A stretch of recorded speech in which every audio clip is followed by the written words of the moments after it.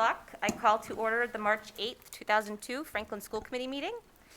Meetings are recorded by Franklin TV and shown on Comcast Channel 11 and Verizon Channel 29, as well as recorded by Franklin Matters. Any individual who also wishes to record must notify the chair.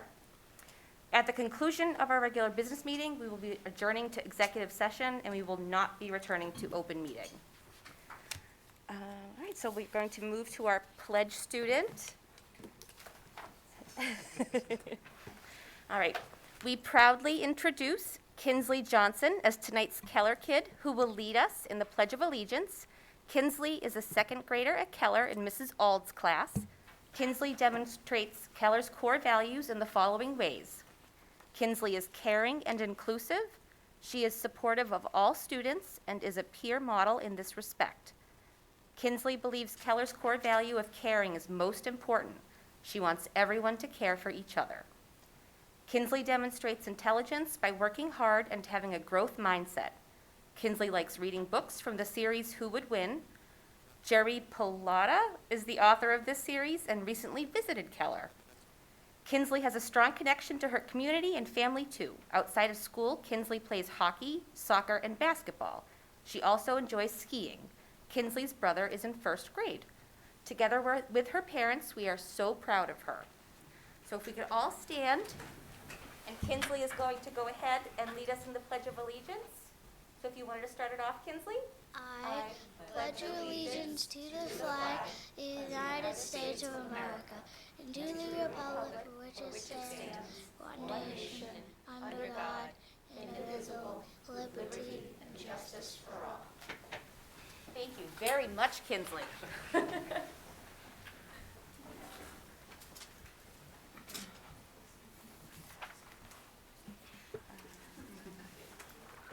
Enjoy your ice cream. I know.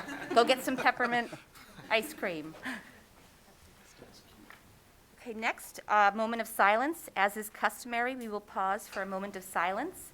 This evening, we would like to recognize Dr. Kevin O'Malley, the former chair of the Franklin School Committee. Dr. O'Malley spent his career educating and helping others. During his time, he served as vice principal here in Franklin, later as head of school of the Franklin Charter School, and after retirement, chair of the Franklin School Committee. His strength, witty humor, and larger-than-life presence will be missed.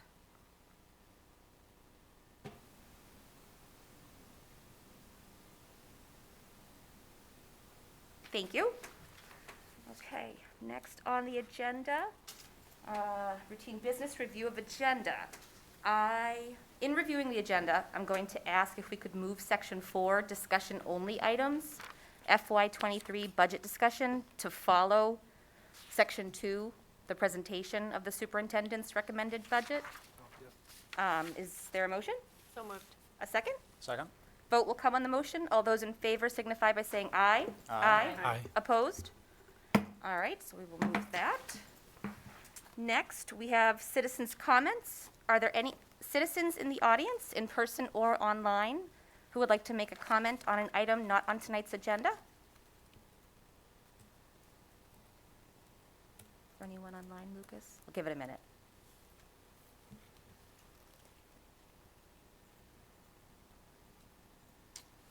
Okay. No. All right. Moving right along. Student representative comments. I don't think we have any student reps. Okay. I imagine they might be at some of our playoff games this evening or some Yes. other events. Yeah, there's a So basketball we'll check on that. tonight. Two basketball, hockey. Oh, wow. And concert. Yep, Concert. there's a concert Oh, tonight wow. too. Okay. All right. There's 4 choices. So, Dr. Ahern, it's up to you. Superintendent's report. I will try to cover some things for the high school, but I'm not going to do it justice. I have several things for the committee this evening, I think in part because we haven't met in a month. Although we did have February break, and I hope everybody had a restful week away from school. There have been a number of announcements lately regarding administrative positions, and so I just wanted to update the committee and the community on some of the vacancies and the plans for filling those administrative vacancies. I recently announced that Dr. Linda Ashley is being appointed to be the Director of Curriculum for ELA and Social Studies on a more permanent basis. She had been serving in the role as an interim this year, and had some really nice feedback from our curriculum leadership and fellow administrators. And so that appointment has been made and announced, which opens up the door to then fill the Kennedy principal position on a more permanent basis. We have an interim, Dr. Connolly, filling that role. And so at this point, I'm gathering feedback on stakeholder input from some parents and from faculty and staff related to the Kennedy principal. We are, excuse me, we are currently in the process of searching for a diversity, equity, and inclusion director. So that is underway. The posting closes tomorrow. An interview team is being put together by Paula Morano and Lisa Trainer, and interviews are beginning next week. We have an athletic director vacancy open, and that is underway. An interview team met with selected candidates after the paper screening, and some finalists are being identified for a second round of interviews. The second round of interviews will occur in a couple of weeks, where these finalists can meet with student athletes, staff and coaches, a few central office leaders like me and Ms. Goodman, the school business administrator, parents and community members. They'll be conducting reference checking as well before a finalist is announced related to an appointment. You know that the Jefferson principal has announced she will be departing, and we will be sad to see her go. A posting has been approved and will be up soon so that we can develop a pool of candidates for that position. And of course, through the process, we do include and involve stakeholders, including families, faculty and staff, and students, and other administrators in the district. We'll be looking to fill the lifelong learning director on a permanent basis. That was an interim after last summer. Kennedy's assistant principal is serving in an interim capacity given Dr. Ashley's moving into central office. And the Jefferson assistant principal was recently announced, and we would look to fill that following a successful candidate for the principal position at Jefferson Elementary. So of course, we're taking great care to fill these administrative roles. And I guess I would just say many of them are interim, because we had some folks leave for retirement or personal reasons last summer. And similarly, again, this year, we have some retirements and some personal choices that individuals are making. So as we do every year, we prioritize these appointments, particularly at this time of year. And so I will be working with the team on these searches. And I think Franklin's a great district, and look forward to continuing with these processes and having candidates filling them and joining the admin team. I want to note some positive things going on for students in the district. We're so appreciative of 3 Franklin High School students who've been visiting the Jefferson Elementary School. They spent 2 afternoons recently assisting 5th grade classes, painting murals in the hallways, which is a tradition over there. And there is also a high school student creating a video for the Jefferson Reading Program. I thought it would be nice to highlight some of the ways that students are connecting with younger kids in our schools and serving as great role models. I did learn, just as we went on air this evening, that the Franklin High School girls basketball team won their playoff game this evening against Lincoln Sudbury with a score of 60-23. Advancing to the next round, the round of 8 in the playoffs. So congratulations to our basketball team. We have had a huge moment for the Franklin Unified community as we kicked off Unified basketball at all 3 middle schools. Was it today, the first day? Today was first day of practice. So we are piloting 2 teams in a short 4 or 5 week season this spring, building upon the success of our Unified program at Franklin High School. The Special Olympics has expanded to the middle levels. One of the teams practices at Remington, and one of the teams practices at Annie Sullivan. and athletes and peers from Horace Mann join both of those teams to participate in those schools. Today, they all came together to kick off for an afternoon of learning about unified basketball, team building, and fun.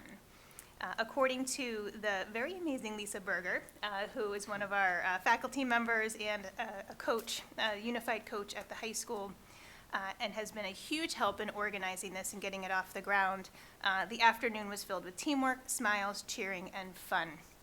I also want to make sure we give a thanks to our principals, Lizzie Morrison, Becky Motti, and Craig Williams for their contribution, and the coaches, Kristen DeSimone, Leslie Differ, Michelle Leach, and Deirdre Dixon.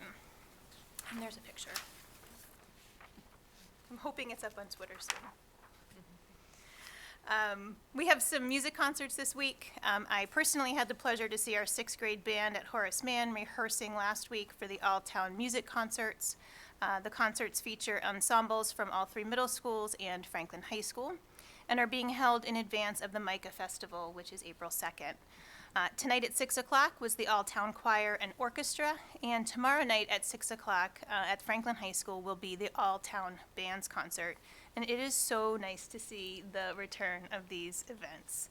Best wishes to all. I just thought that I would take a moment. We don't have a COVID update on the agenda.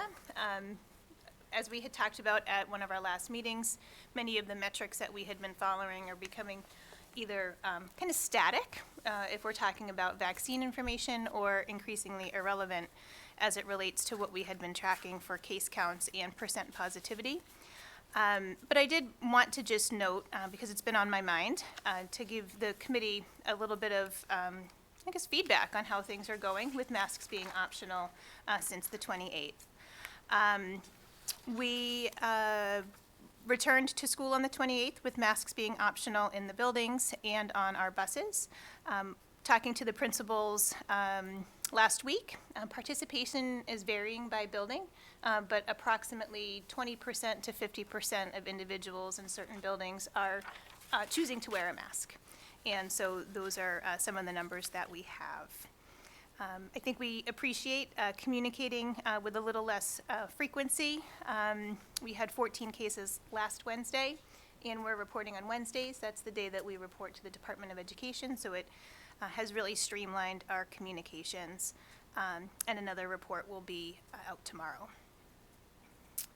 Lastly, I want to congratulate music teacher Ms. Mary McMurray. Ms. McMurray was awarded $3,300 in a grant from the Massachusetts Cultural Council and Franklin Cultural District Partners Grant. The grant will be used for teaching our elementary students traditional West African music and culture, broadening their understanding of music from around the world.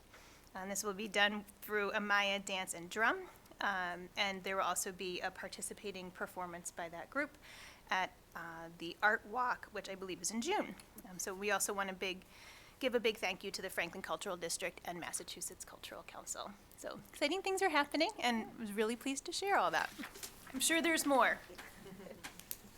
All right, questions, comments? Camille, Dave? Thank you very much for all those updates. I have one question about the Jefferson.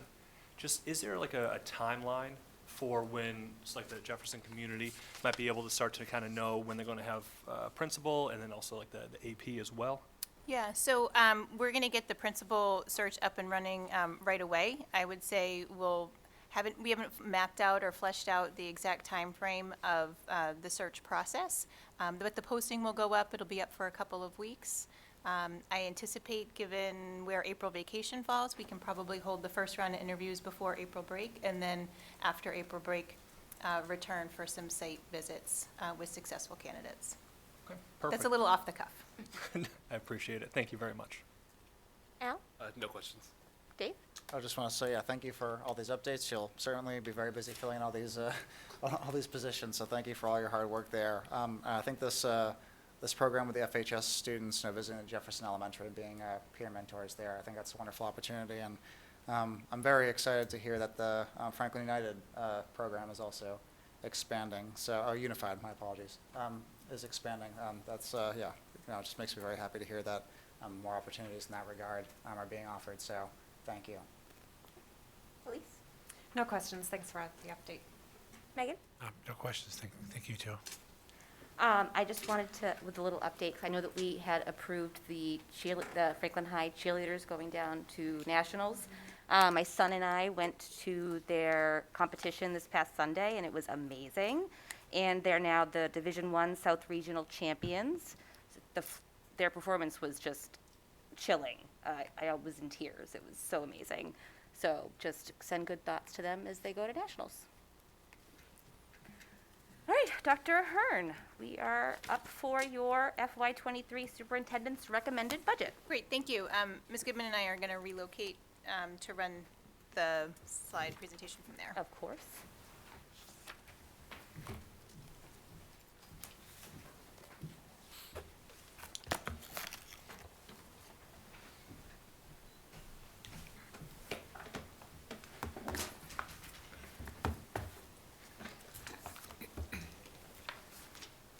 Calculator.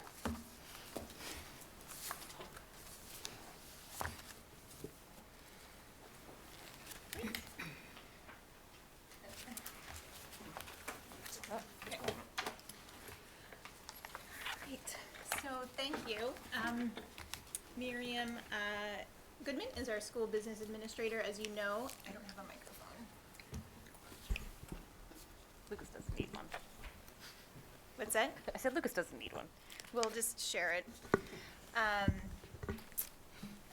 Miriam Goodman is here presenting with me and has done tremendous work all the time related to our finances, but most notably, I would say, since about December, preparing the budget to present to you tonight.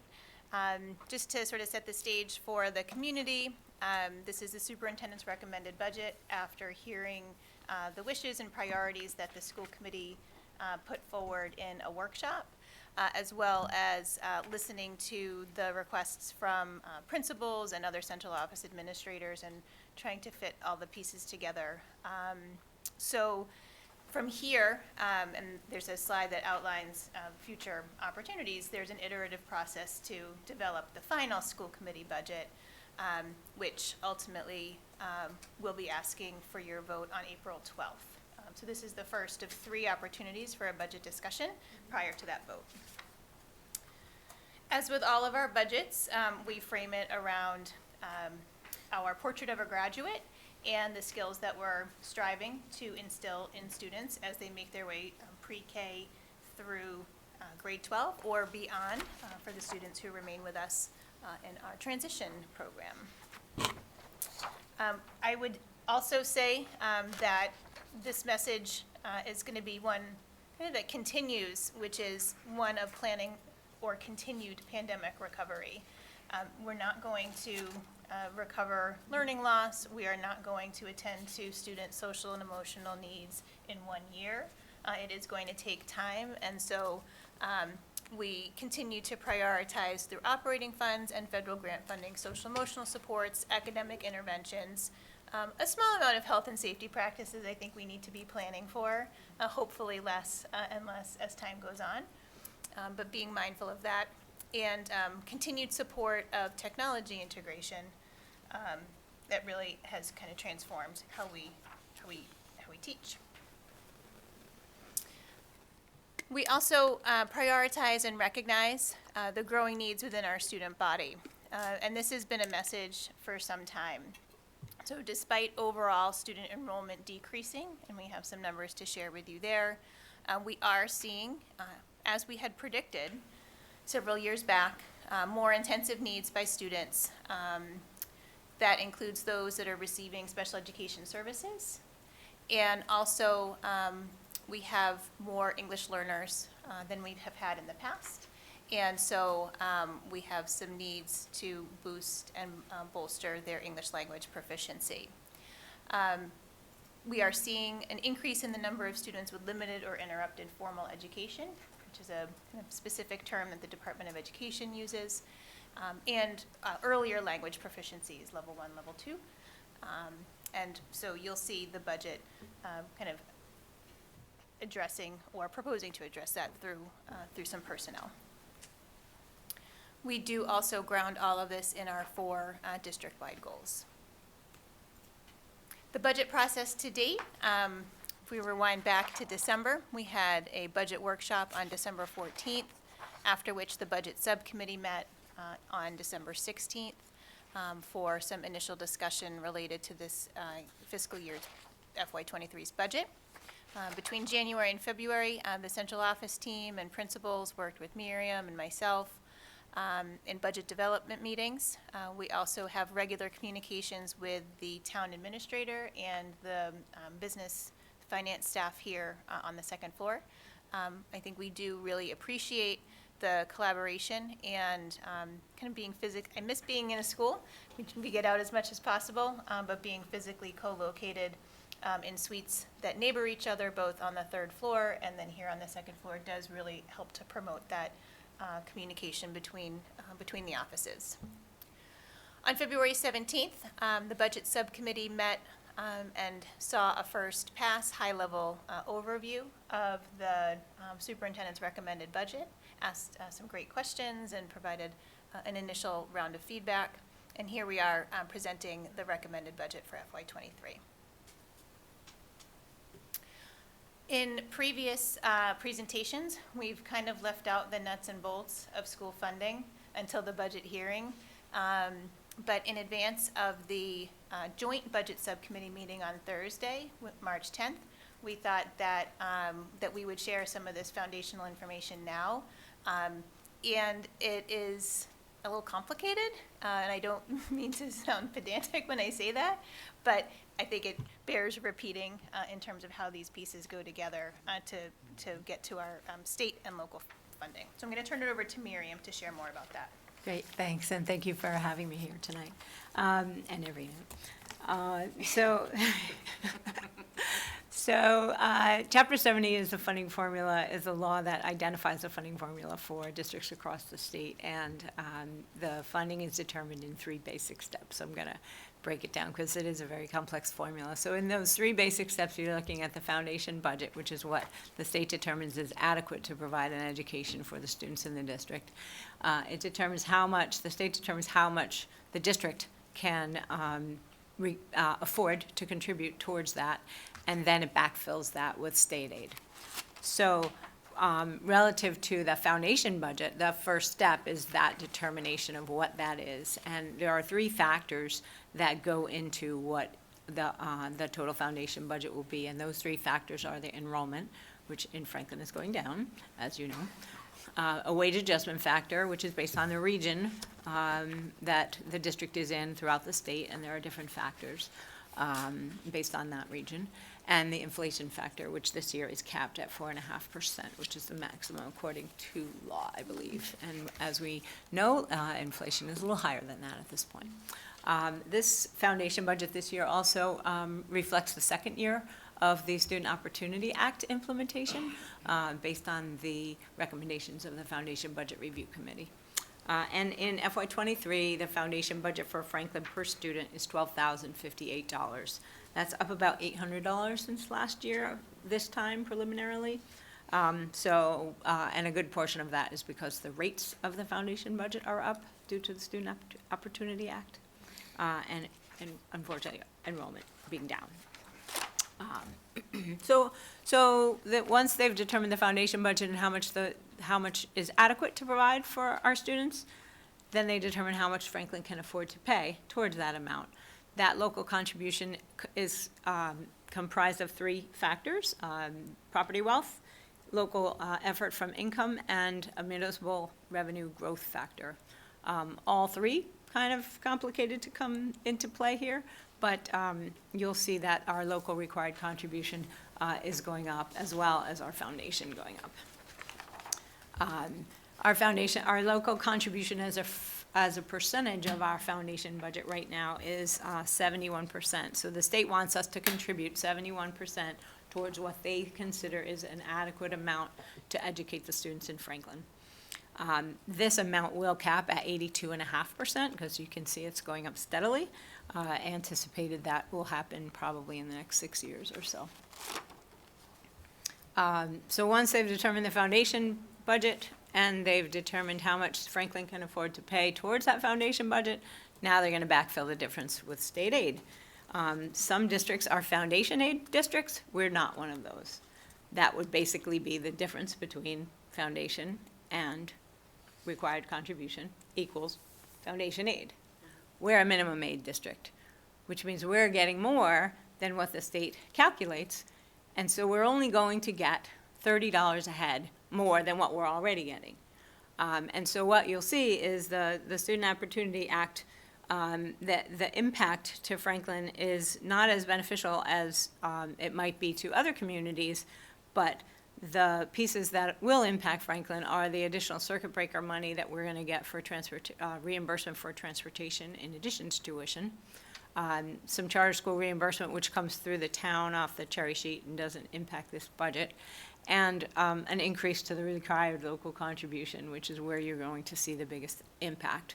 Because as the foundation budget goes up, the required contribution is going to go up as well, because the state's already contributing more than they should be contributing to Franklin. And that's as a result of our high enrollment in the 90s when ed reform came into play. So we're already getting $11 million more than we should be getting in aid to the district. We are second in the state only to Boston, who's getting $33 million more. So they're holding harmless our state aid money, i.e. they're not going to give us any less Chapter 70 money, but they're not going to give us any more than $30 per pupil, which equates to about $150,000.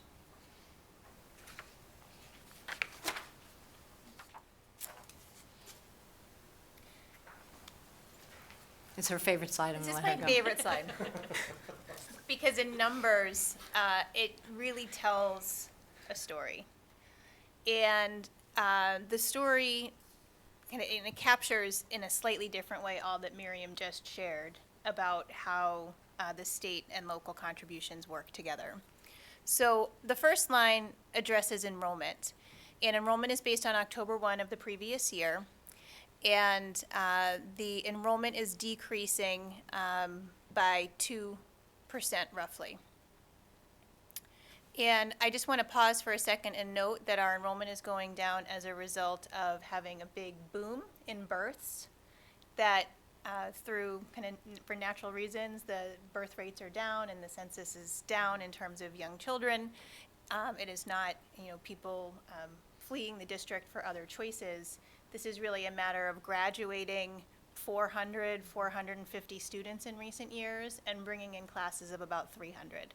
So at that rate, we've been turning over, I think in the last decade, it's been about 20% of the student population. We are projected to kind of level off at the elementary level. We do anticipate a decrease over the next couple of years of our enrollment at the middle and then at the high school. So district-wide, this trend will continue, and that forecast was done as part of a pre-pandemic look through the McKibben report. It has been very, very helpful for our planning purposes. And we're keeping close tabs, though, because the pandemic may have thrown off some things. We did see some unexpected movement last spring with home sales. So some of the elementary schools saw kind of an unexpected or unforecasted increase because those districts had a more sizable number of home sales. We did also see one of the schools see an really unexpected decrease last year. And I think, I'm not sure that we're going to see a lot of home sale movement if interest rates go up. I don't anticipate it necessarily being as healthy of a market for movement. So we're going to keep close eyes on enrollment, though, throughout the spring and into the summer. But it has decreased from FY22 to FY23 by 2%. At the same time, the foundation budget, so what the state is determining to be an adequate education for children in Franklin, is increasing by 4.5%.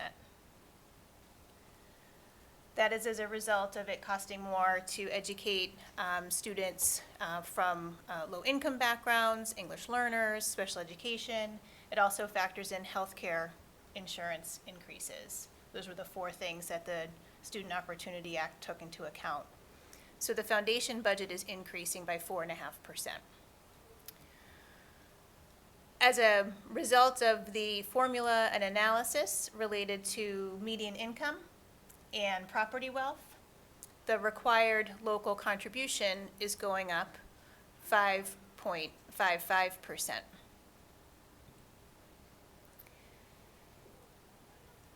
Chapter 78, as Miriam said, for us as a minimum aid district, is about a $150,000 increase, or $30 additional money, more money per pupil, for an increase of 0.5%.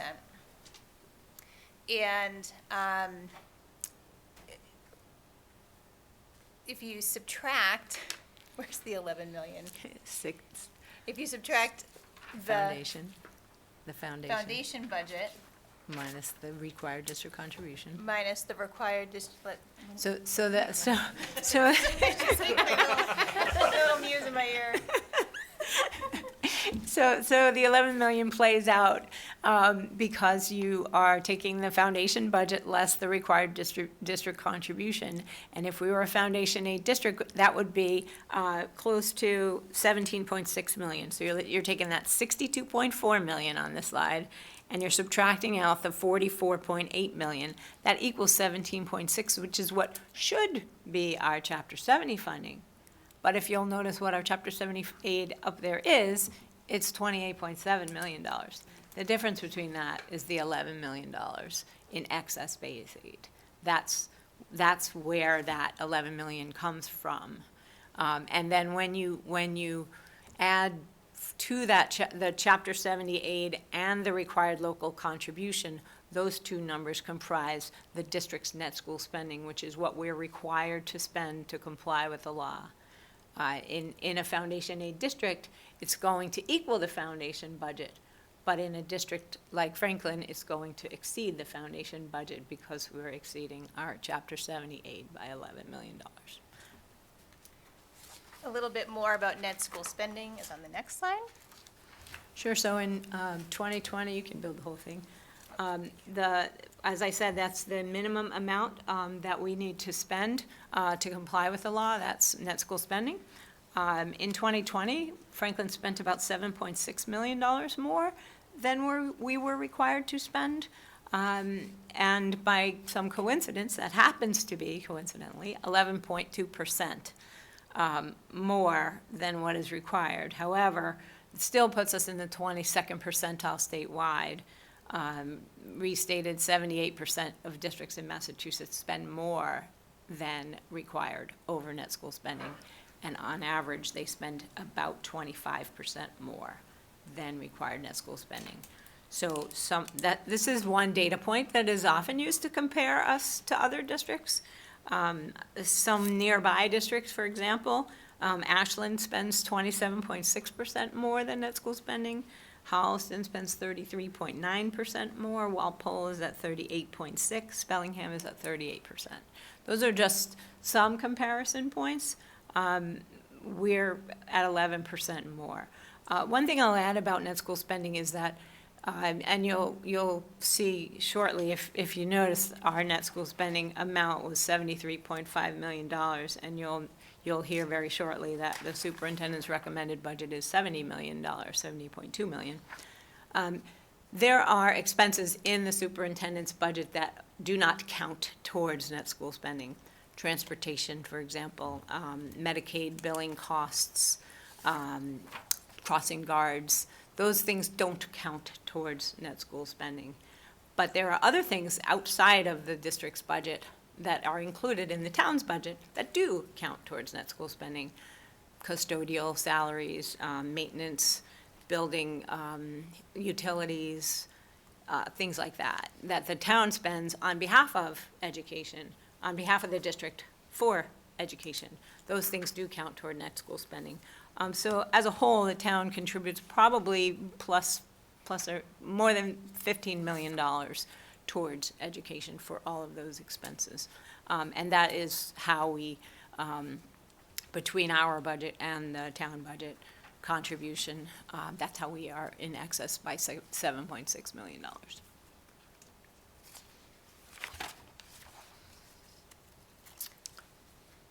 And for context setting, again, because we do have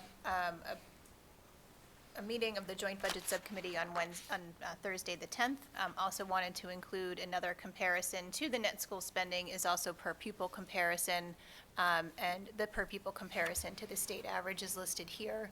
We continue to be around the 25th percentile in per pupil throughout the state, or another way, 75% of districts in Massachusetts spend more per pupil, and the percent difference is listed for you there for in-district expenditure, total per pupil expenditure, which includes kind of what we would call out-of-district expenditure, which also includes like charter spending, so it's not strictly just Franklin Public Schools is the bottom line.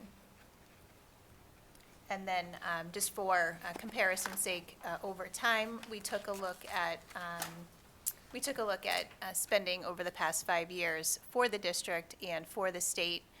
The state was seeing an increase in pupils between 2016 and 2018, but Massachusetts is also now seeing a decrease in the number of students statewide. So that trend that we've been experiencing is one that many other districts are experiencing, and now the state as a whole is. Our per pupil expenditure has gone up over time, as has it in the state. The state spending percentage has gone up higher, and a higher percentage rate than ours. But I just add that caveat that there were some additional students statewide, which impacts how those numbers go. And that's the 6-year summary. And that's the 6-year summary, with 5 Franklin's years. increase of 9.7% in 5 years, and the state average increase in in-district expenditure at nearly double that.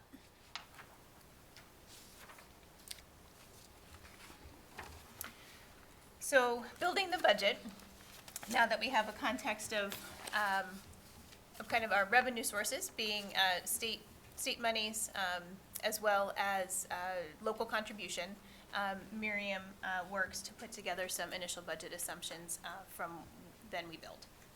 Yeah, so we anticipate an increase from the town. We don't quite know what that is yet. We have kind of a general sense, but we won't know that for a few weeks yet, at least. We are still waiting to have a health insurance rate. We don't have a renewal at this point in time. We do have an estimate of 8%. Trends are roughly 7 to 8%. So that's where that number comes from. When the renewal comes in, the Insurance Advisory Council will meet, discuss it, and determine what our next steps might be based on that renewal amount. Our out-of-district tuition rates are going up. We anticipate a rate increase of 5%. Some placements go up more than that. Some might be less than that. We don't always know that at this point in time, but over the course of the placements, we anticipate a 5% overall. Our out-of-district budget, you'll see, is in the end going down, but the rate increases are budgeted at 5% based on the students that we have and their placements. Our transportation rates are going up. We have a new contract with our Big Yellow Bus provider, which is bringing our rates up 4%. We do have fewer buses that we're running right now, but overall the rate is going up. And we are using an increased amount of revolving funds to the tune of roughly 10% and $515,000, which also supports this budget. And then just a summary of the budget. Total superintendent's recommended budget of $70,216,996 represents a just under $2.4 million increase. Largest driver being what we anticipate to be wage increases and compensation due to collective bargaining agreements and contractual obligations. We also see an increase of $93,000 in healthcare costs, health and Medicare. Our out-of-district tuition budget, as I said earlier, the rates are going up 5%, but the tuition overall is going down. That's a function of being able to prepay some tuition this year and increasing the amount of the circuit breaker offset. We anticipate getting an additional $335,000 in circuit breaker funds this year that we will be applying to next year. So that overall is about 3.1 million in circuit breaker funds applied for next year. And then we have other expenses and transportation going up as well, about 160,000, 70,000 overall. So basically, the superintendent's budget is going up 3.53% over fiscal year +22. Salaries and healthcare costs approximate 87% of this budget. The out-of-district tuition is about 5%, other expenses at 4.3%, and transportation at 3.5%.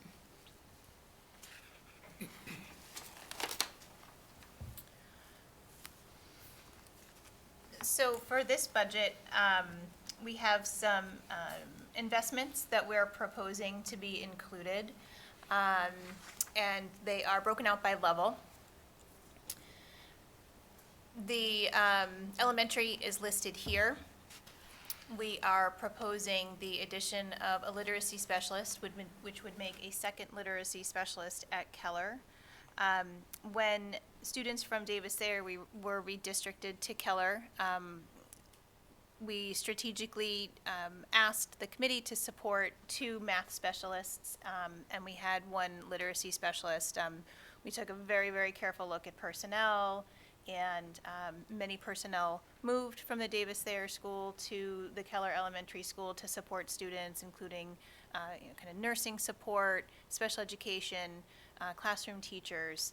But knowing that we had, we brought a second math specialist, but we left just 1 literacy specialist. And I think it's important to note that Keller has 547 students in comparison to 350, 360 at some of our other elementary schools.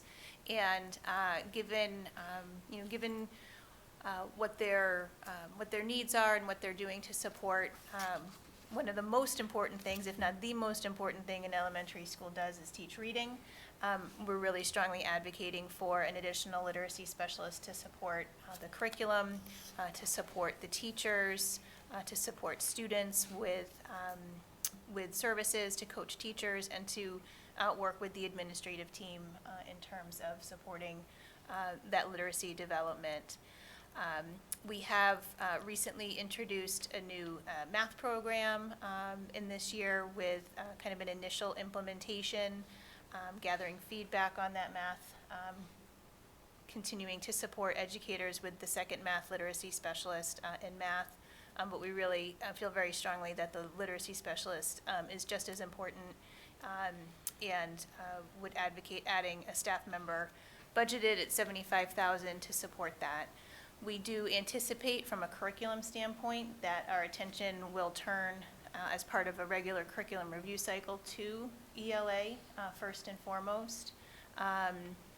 In recent years, we've been kind of, I think, reactive more to state changes to the curriculum, and are now positioned to have a more proactive curriculum review, and ELA is an area that really that hasn't been reviewed, I think, since the new standards were put in place very much, and is really in need of that. So for lots of reasons, we're advocating for the inclusion of a second literacy specialist at Keller.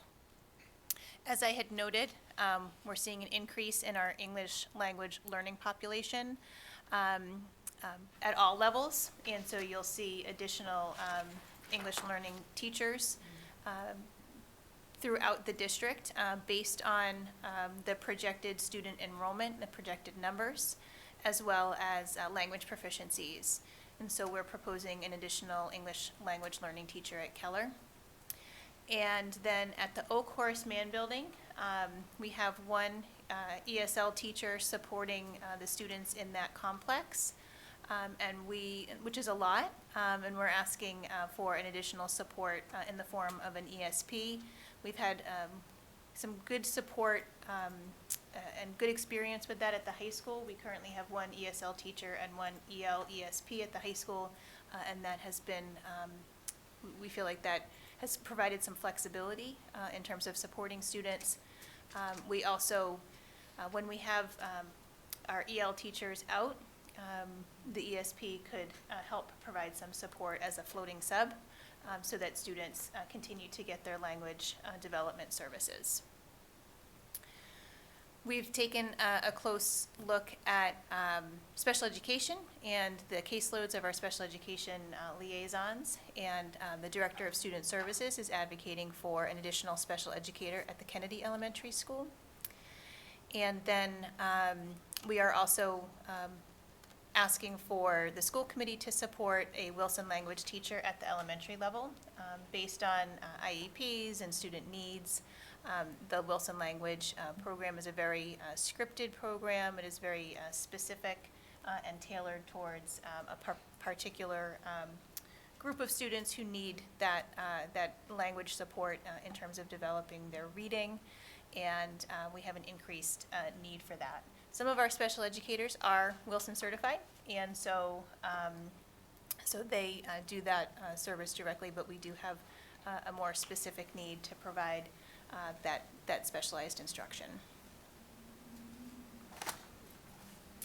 At the middle level,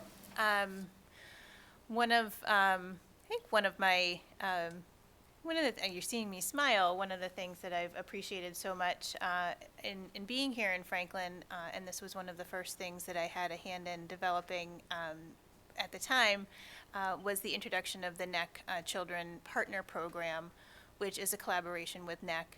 We have ABA tutors that we hire who are on staff, and then we pay a contract fee to NEC for the teacher. And we started that program at Parmenter. It actually started as part of a Senate-funded earmark. Senate President Spilka provided the earmark to get the program up and running, which was really which was a wonderful kind of investment, because ultimately what it allowed for was the establishment of this program to then, based on that investment from Senate funds, keeping students in district, which I think has enriched the schools in which the students attend, but it is also a more cost-effective means and of providing the services. And so here we are, the NEC Partner Program. The children are growing up.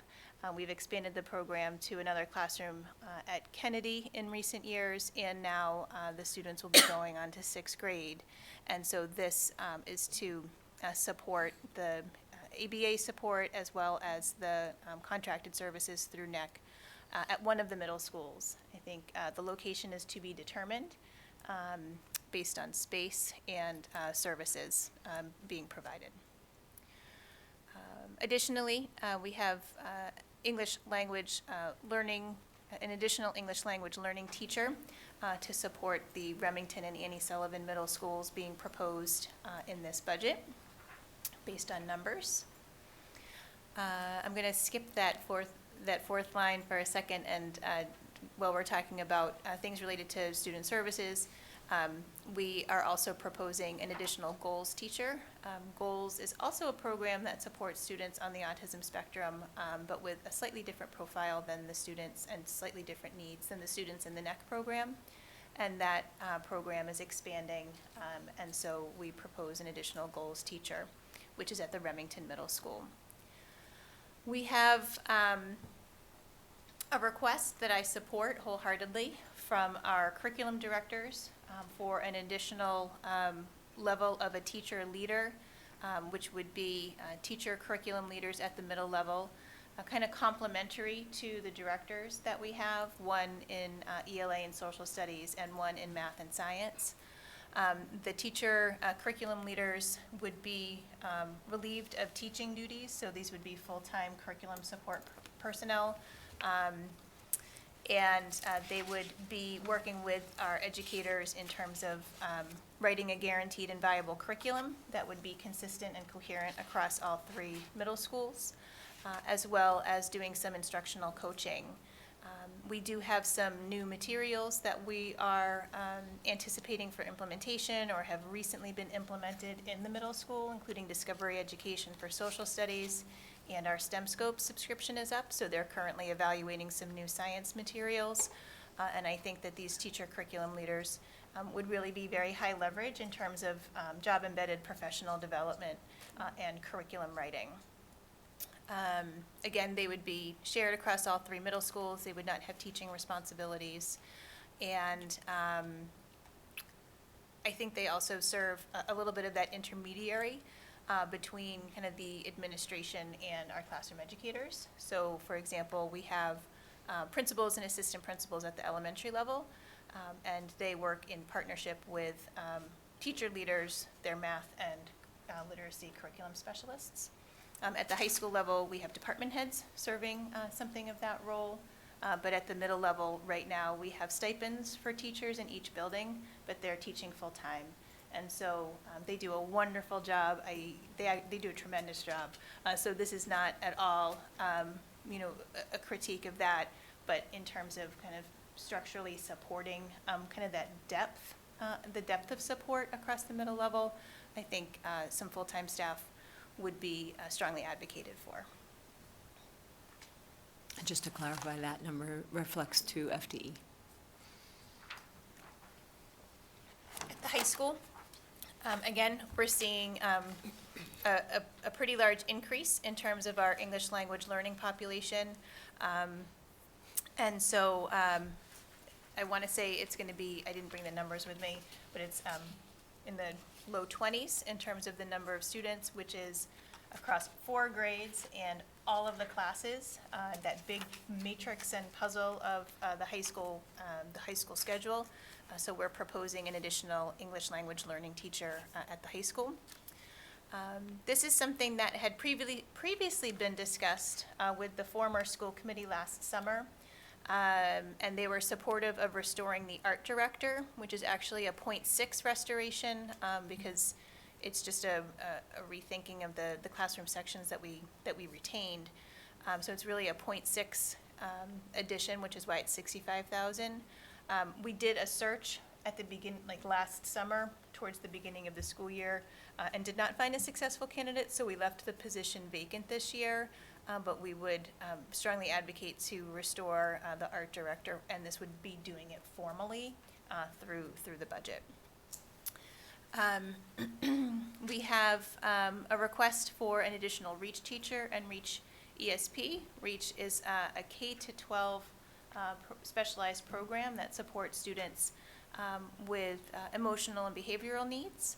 And the numbers there are increasing, so we are proposing an expansion of a teacher and an ESP. Given the caseload and the number of students in a 1,650 student body high school, I think there's over 200 students on IEPs, but only 1 team chair. We're proposing an additional .5 team chair at the high school. We do have an assistant principal at the high school whose predominant area of focus or responsibility has been student services and specialized programs. But that is a different role than team chair. She's supervising and evaluating educators. She provides tremendous support and has been kind of intentionally focusing on the support of our specialized programs. And so, it's still not enough, particularly as we went from a 6-person administrative team at Franklin High School to a 5-person administrative team. That student services position, I think, has been doing a lot more assistant principal type work, a more administrative lens, and we really do need more team chair, which is a different role to help support the special education process and the students.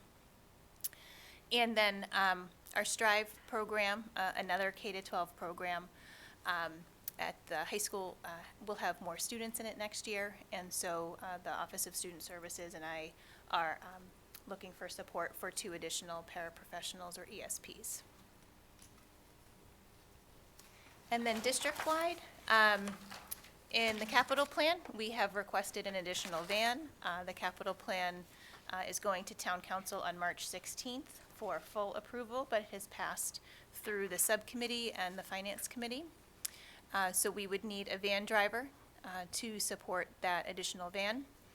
And then we are asking for support for an academic tutor. This academic tutor would work with students in our transition program. So there are a number of students who continue on with us after their senior year based on their learning needs. And they're not quite ready to move on to school and college yet independently. But we do have a special program through Bridgewater State that they can attend, and the academic tutor helps to support their transition to post-secondary education. So all told, the investment initiatives total 1.2 million, and I think there really is a big theme here in terms of the level of student needs being supported. The school committee did ask us to look at some priorities, and we have had some administrative discussions and have given them careful consideration. And they kind of, a couple of these fall into some similar categories. So as an administrative team, we considered how we might be able to introduce world language teachers at the elementary level. I think it's certainly been a priority or a goal of mine, and I know that you and previous committees have been interested in this. And then the K-8 library director is something that I think really merits further conversation and discussion. The K-8 libraries are, I think they're staffed with some really excellent paraprofessionals that we really appreciate the work that they do, but they are not kind of trained librarians. The collections are getting outdated, need to be culled. We have kind of a workaround, I suppose, which is the expansion of classroom libraries, and the literacy specialists have done a tremendous job at building book rooms. But we really don't have true library staff except at the high school, and it just seems very incongruous for a town like Franklin. That being said, in terms of implementation, we would like to propose a little more time to be thoughtful and thinking about how this all comes together in terms of the elementary schedule. It's not a simple addition to make because the scheduling is pretty complicated. And we would want to do it in a way that involves the teachers who might be impacted, including the other specialist teachers, for example. So would suggest a study committee next year to make recommendations for FY24. And then there were a number of items, again, wanted to make sure we went back to your list repeatedly. There were a number of items that you talked about. I think some of them are kind of contractually related, and we are in negotiations with the FEA at this time. We do have a placeholder in the budget. I think Miriam is going to talk about it. Okay. I'm going to talk about it. Okay. We do have a placeholder in the budget just to kind of estimate some reductions, which we do every year, kind of traditionally based on our enrollment, as well as other things that may come up between now and the adoption of the budget, or even there is some fluidity and flexibility. As you know, you've seen some transfers and things of that nature. But in terms of our enrollment, taking a close look at class sizes and the level of staffing that we have, so there may be some budget reductions, which would be absorbed through retirements and resignations district-wide. I think it's early to say where. As I had told you, we're keeping our close eye on enrollments. And we also like to have conversations with individuals who may be impacted by that first. But hopefully, again, it's through attrition, retirements, and resignations that allow us to maybe carefully think about which positions we do fill going forward. And so we have a placeholder there regarding that.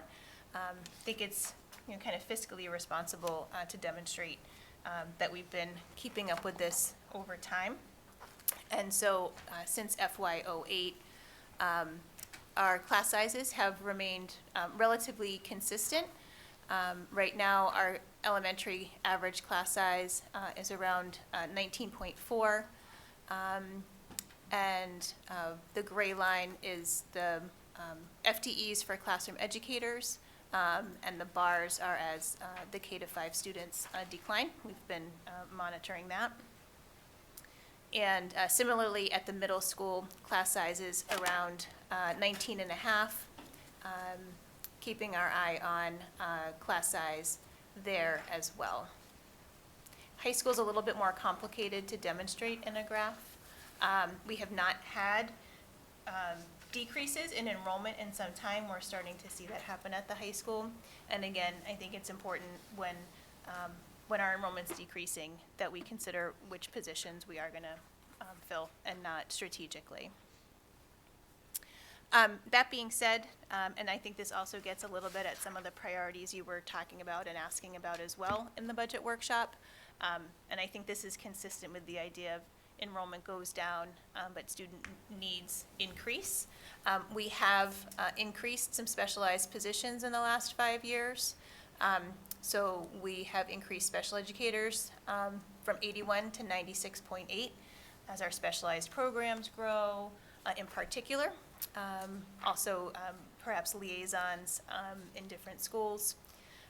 School adjustment counselors have really seen a dramatic increase. And I want to say that we're, from a ratio standpoint, pretty, I think pretty well positioned in terms of the number of counselors that we have in the district, based on what the Counseling Association recommends for a student to counselor ratio. So we have proposed kind of a flat number between last year and next year for school adjustment counselors, at least in the operating budget. But you can see there's been a pretty sizable and I think justified increase in terms of the number of school adjustment counselors in recent years. We are also continuing to think about that counseling review and think about the roles that people play in different meetings. And then our nursing staff, we're proposing a level nursing staff for next year. I think it's wise to consider, what may happen with other variants. We do also have some pieces related to nursing that, again, student needs are increasing, and those include medical needs. And so we're proposing to keep flat, not decrease nurses with the idea that we're in a different place with the pandemic. I think we're proposing to keep it flat.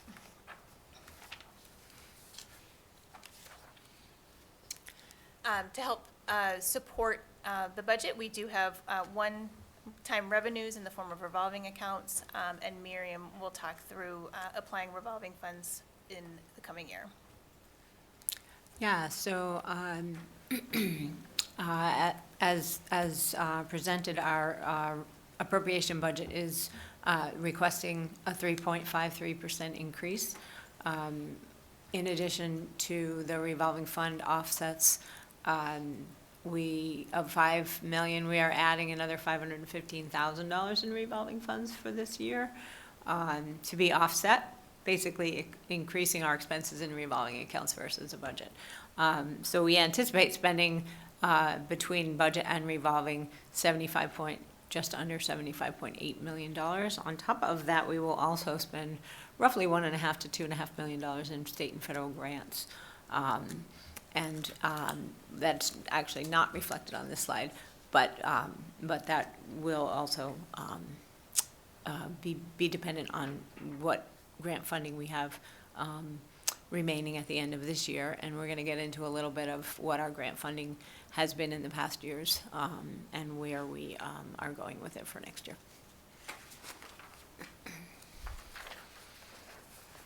So just a high-level summary. The FY22 appropriation was $67.8 million. The FY23 superintendent's recommended budget is at $70,216,996. That's an increase of $2,396,172. and that's a 3.53% increase. Thank you. So just to summarize some of the federal grants that we've seen since the beginning of the pandemic. We did receive some coronavirus relief funds. We were allocated $1.1 million in FY21. They were fully expended in FY21. We used those for VLA staff, our virtual learning academy, digital learning integrationists. That was the first year those folks came on board. Permanent building subs, technology and tech support, which was much needed at that time, and some tent rentals for mask breaks and materials, subscriptions, and PPE. Our ESSER 1 funding was allocated at $123,235. As of June 30th, we had about $93,000 left over. We have since fully expended that grant. We use that for elementary interventionists. Our ESSER 2 grant has been submitted and is approved at $475,496, and we are well in the midst of using that funding. We are using it to further support our interventionists, to provide funding for a counselor and counseling interns. We have an expanded role for our nurse leader due to COVID, and we're also using that funding to support permanent building subs, as well as our summer learning academy that took place last summer. Our ESSER 3 money hasn't been touched yet. It's allocated in the amount of $1,046,173. We are planning to use that, perhaps a portion of it before the end of this year, on the Diversity, Equity, and Inclusion Director.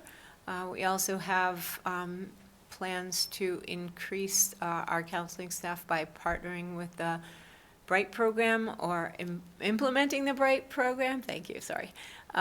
Bridge for Resilient Youth in Transition, BRIGHT. We are anticipating a counselor and 2 ESPs in that program and funding that over the next 2 years. Continuing our funding for interventionists, as well as a social worker and some after-school tutoring at the middle and high school level.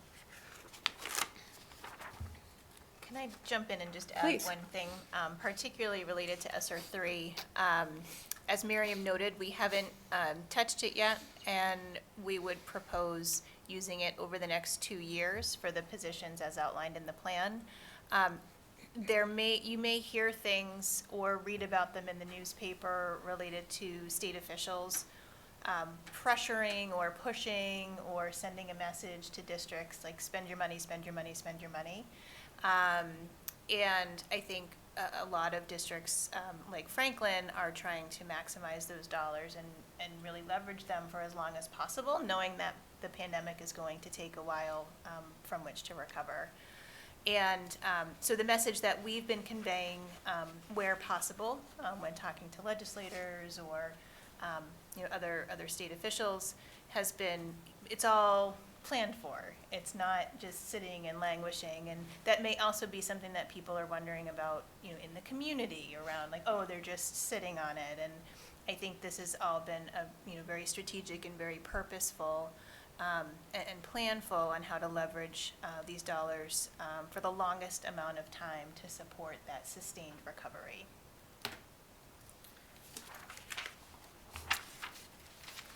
We have also received funding through the American Rescue Plan. Our school age allocation is $207,962. We have used some of that. We are anticipating use for the next 2 years for specialized program teachers, ESPs, some curriculum PD work, program consultation, tutoring for some of our students who are homeschooled, as well as some accessible playground equipment and some other specialized materials.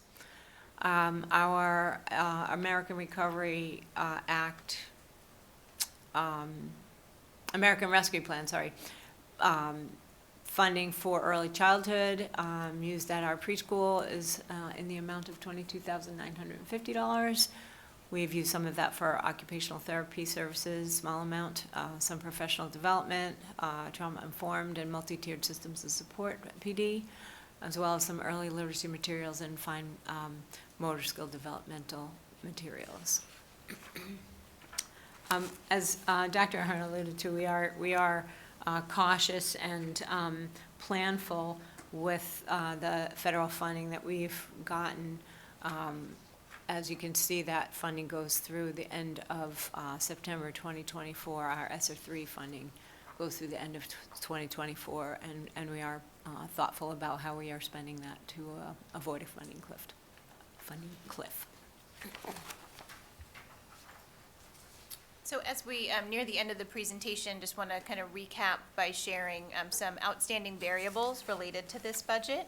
We are still waiting on a final amount or some information related to the town appropriation, but we also, I think, can anticipate or might anticipate, the local revenues are going to be limited based on new growth and the revenue forecast here in town. So I think that there is still going to need to be an iterative approach, and I think we'll learn more over the next subsequent weeks, starting with the Joint Budget Subcommittee again on March 10th, where we'll hear, I think, some initial framing, and some materials may have already been posted related to that. The state came out with the governor's budget at the end of January, so all of these numbers are based on the governor's budget. The Senate and House budgets will come out later. I think because of the Student Opportunity Act, the Senate and House budgets have been more closely aligned in recent years with the governor's budget. So the sweeping differences that we had seen, rewinding 5 years ago, where the Senate and the House budgets were sizably different, I wouldn't anticipate there to be sizable differences between the Senate and House budgets. There are some minor ones, but that's just speculation. So we'll wait and see what comes there. We have contract negotiations underway, so that is a variable to consider related to the ultimate budget. We may be able to make further budget adjustments. In recent years, at the end of the year, we've been able to look at revolving fund balances and apply a little more additional revolving funds. We do anticipate prepaying some tuition again. I mean, how do we get to 2.4 million and 3.5%? This is the smallest increase I've ever presented in my 5 years of doing budgets in Franklin, and it's partly with the revolving accounts and the prepaying of tuition that we get here. But there may be some reduced expenses related to healthcare and other expenses that we might be able to trim based on actual expenses through the rest of this year. And we just also continue to think ahead, not just for FY23, but for future years. We just need to caution our federal stimulus funds right now, not entirely, but that ESSER 3 block in particular is related to personnel. And so really thinking about absorbing those roles, provided that they show that return on investment that you might expect, absorbing those roles into the budget, again, with the idea that as enrollment declines, you may have some flexibility with which to do so, based on retirements and resignations that you choose not to fill.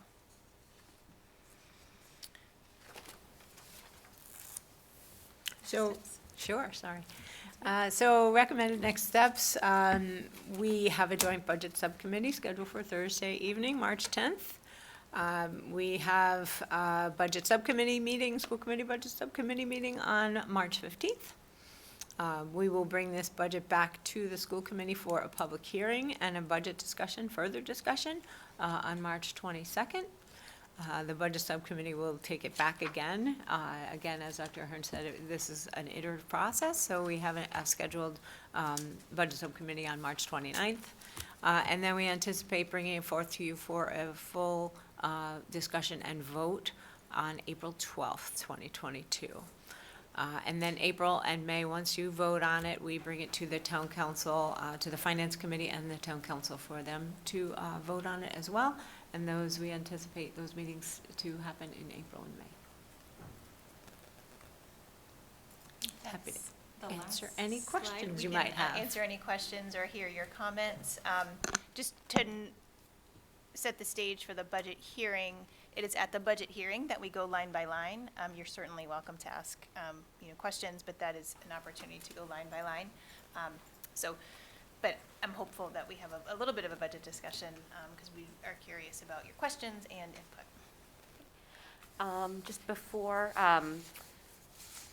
I know that Donna Grady had wanted to come. Unfortunately, she wasn't able to make it.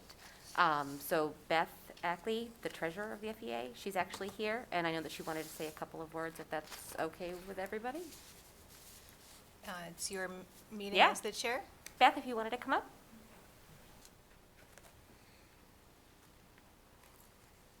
Hi, I'm the secretary. Oh. Of the FBA. I just want to make sure that, but thank you for the opportunity to speak on behalf of the membership of the FBA. To the important issue of the budget, as you just heard Dr. Ahern's presentation, we also support an increase in the budget and wonder if it should be a bigger increase, and for different reasons. We've heard about the portrait of the graduate and the strategies for district improvement, both important topics. Over the last few pandemic years, we've seen money spent on needed upgrades for technology and facilities improvements, both good things, things that were necessary, things that were needed. We're asking you to look at how the budget money is spent. We don't need any more assessments or new initiatives to tell us kids have learning gaps or social trauma. We know this. This is what we do. We need bodies. We need people who are working in front of kids every day, all day. We need counselors. We need ESPs. We need healthcare staff, teachers, guidance, team chairs, special educators, specialists, ELL educators, psychologists. Let's increase the budget so that we can support the students and the families in Franklin the way that they deserve, directly, thoughtfully, and impactfully. Thank you. Thank you, Beth. All right, so just really quickly, before we open it up to the committee, I just wanted to make an opening statement. So first, thank you, Dr. Ahern, Miriam, Central Office, Budget Subcommittee, for all of your hard work. You've all heard me say this many times before. You'll hear me say it many more times in the future. A budget is a moral document. What we fund is what we value. If we value our students, we need to start funding it like it is. What we stand for, what our values are, our budget reflects our values. When you lay out the budget, the money goes to salaries, insurance, transportation, out-of-district placement. We have no control over that. When you add it all up on this nice little pie chart, that is 95.6% of our budget. 95.6%. We have no control over. When you look at why people come to a community, the majority come for the schools. We need to be competitive and strong when it comes to our budget. Before COVID, we were already struggling to maintain a level service budget. Every year, costs go up, and so every year we struggled to maintain that level service budget. What do we want our community, our schools, to look like? A budget must reflect that. So I think for our discussion and questions, what we'll do is we'll do one at a time and kind of go around, just so it's a little equitable, since that's the new buzzword. Camille, Lady Bernstein, if you wanted to go first. I don't have any questions right now, Okay, but I may in the next round. that's fine. Dave Callahan? All right, so one question actually, talking about one of the last points about the ESSER funding. And I know very quickly into this new term, Dr. Ahern, I think you and I spoke, and I was really kind of applauding what the district was doing to start to allocate those funds and to plan those funds, because it's going to be a national issue where all of a sudden, I think it's September 30th, 2024 is the date that all funds must be spent, and see the writing on the wall. I'm sure across the nation there'll be some districts that are scrambling in August to spend the rest of the money. So I'm really glad that we continue to look to the future and to make sure that we're spending, every last dime that the federal government is giving to us. And with that, you also alluded to some of the positions that are being funded through the ESSER funding, and really would love to make sure that we see the both like quantitative and also quantitative benefits that some of these positions are providing for, because right now it's very easy for, I think, for us to say, yes to some of these positions, to fund these positions, because we can just pass that bill right over to the federal government. It's going to be a much different and more complex conversation when it's Franklin taxpayer dollars determining whether or not some of these newfound positions are going to continue to be funded. So I'd love to, if whatever might be able to come up with some metrics, we can really kind of reevaluate this when that time comes. And it's all on the same subject. Esther, can I continue? Okay, go ahead.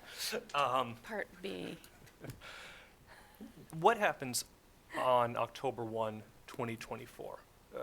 So with this ESSER funding, it's at 1.5 million, which I think is about like 2% of our overall budget like today. So what's going to happen when suddenly we don't have that money?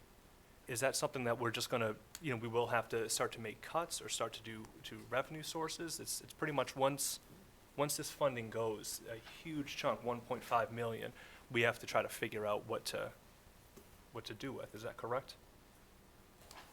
Yeah, so once our ESSER funding is exhausted, we're going to have to make a determination as to whether these particular positions will continue and be absorbed into the budget, and how we're going to do that, or whether they will be offset by different positions because of our declining enrollment potentially. So there may be other areas of the budget that might be able to be reduced to be able to absorb some of these positions. And I think that's part of our planning over the next 2 years, to be able to support that, so that, no worry, we will spend all of this funding by September 30th, 2024, and be able to continue some of these programs based on those metrics that you just talked about in terms of evaluating how effective the positions have been, and whether we're getting the return on our investment. We have an example, if I can just jump in and elaborate. We have an example of that with the digital learning integrationists. So we initially funded them with the early CVRF coronavirus relief funding, and then in the subsequent budget, they, this year, were put into the operating budget and paid for that way. So we have some examples of how that would look 2 years down the road. Thank you very much. That's it with my first set of questions. Al? Yep. So I guess first one, I just want to talk about the presentation. I thought that showed just how you crafted the messaging and really the thought that was put around that. It's a tough pill to swallow when you are expected to pay more for similar services that you've had. But one thing that jumped out at me was around the NEC expansion. And I know that that's going up, but we're looking to spend more money there. Do we know, had we not implemented this program, how much this would have cost us? I think we do have those numbers. Would you be able to speak to it off the cuff? I would start with saying that Paula can tell you how many students are in the program, but if we were in a position to have to send these students into an out-of-district placement, I would expect that placement to be at the $150,000-ish range plus transportation. Right. Yeah, so I think it's definitely, I figured it'd be more than what we're spending now. So I think we just have to also keep in mind, yes, we're spending more, but if we do not take action, we're going to spend even more. So it's how much do you want to spend and how well do you want to care for it. So I think that's something to just be mindful of. And I would speak to the chair's comment about what we value in keeping our students in district and educating them with their neighborhood peers. And as I shared earlier, I mean, it doesn't only benefit the students with disabilities, but the other students within the school's environment, so. All right. Dave? Yes, thank you. Just like to say thank you, Dr. Hearn, thank you, Miriam, and thank you to the entire administration team for putting this together. It's like a lot of hard work, and your dedication to providing Franklin students with the best possible educational experience, and not only that, but targeting the programs and services that we're providing to fit their specific needs is apparent through this. So thank you. There's certainly some very eye-opening things here in the presentation, particularly in our increased local contribution requirements over the next few years. And I know Miriam, you mentioned that we're going to hit that 82% cap in 6 years, which is something else. And along with us being in the 25th percentile for per pupil expenditure. So yeah, it's a lot to digest there. So first question I have, so in the budget book, so in the district achievement profile, we see that MCAS scores in math and English and language arts and science have seen decreases in the number of students exceeding or meeting expectations, and increases in the number of students partially meeting or not meeting expectations from 2019 to 2021. And though overall performance metrics remain better than the statewide averages, in some cases the decreases in students meeting or exceeding expectations were greater than the statewide decreases. So could you please expand upon how the elementary and middle school investment initiatives of literacy specialists and English language learners, teachers, and ESPs, Wilson language teachers, and the teacher curriculum leaders will help to address these achievement decreases? Great, that is a wonderful question. I want to note for those who may be watching this that part of the larger budget book, so it's not included in the presentation tonight, but part of the larger budget book, which has been posted in 2 places. It's part of tonight's meeting packet. It is also part of the budget website. Prominently at the top, the FY23 proposed budget is there, and there are some student performance metrics, including the MCAS scores listed, which is part of the school and district profiles. And so there have been some decreases in MCAS scores. The MCAS presentation that was given previously by Dr. Ashley and Dr. Rogers outlined that, certainly across the entire state, there was a decrease in MCAS scores in ELA, math, and science. And much of that's to be expected, and we certainly don't want to place any blame on the kiddos. This has been an incredibly difficult time, but it could be, kind of a helpful tool among many that we have. We also have our NWEA assessments. We have other benchmark assessments that teachers give, and other data at our disposal to see how students are doing academically, and MCAS is one of those. And the state comparisons are helpful too, and there were some cases and some areas pointed out for opportunities for growth, let's say, within students' academic performance. And so you are seeing a number of investment initiatives, and I rewound the presentation to those slides to focus on the literacy specialists, the English language teachers, our special educators, and the curriculum support, in particular at the middle level, all of which would be very much designed towards making sure that teachers, making sure that students are having that guaranteed and viable curriculum, the best practices, most effective practices in instruction. And MCAS scores aren't the end-all and be-all. Again, they're one tool around which we measure, but they also give us a comparison, like the MAP, NWEA MAP as well, a comparison of how our students are doing to other students their age, and all of those initiatives, all of those investments would help support students academically. Thank you. Elise? Sure. So we fund what we value. I think one of my favorite metaphors for social emotional learning is social emotional learning isn't adding one more thing onto people's plates. It's the plate itself. So it's really the foundation on which everything else, learning and, MCAS and everything else is piled upon. And so if the social emotional learning piece isn't funded robustly, then how do we pile the other things up on top of that? And I think, I'm looking at this one here, the school adjustment counselor graph here, the green one.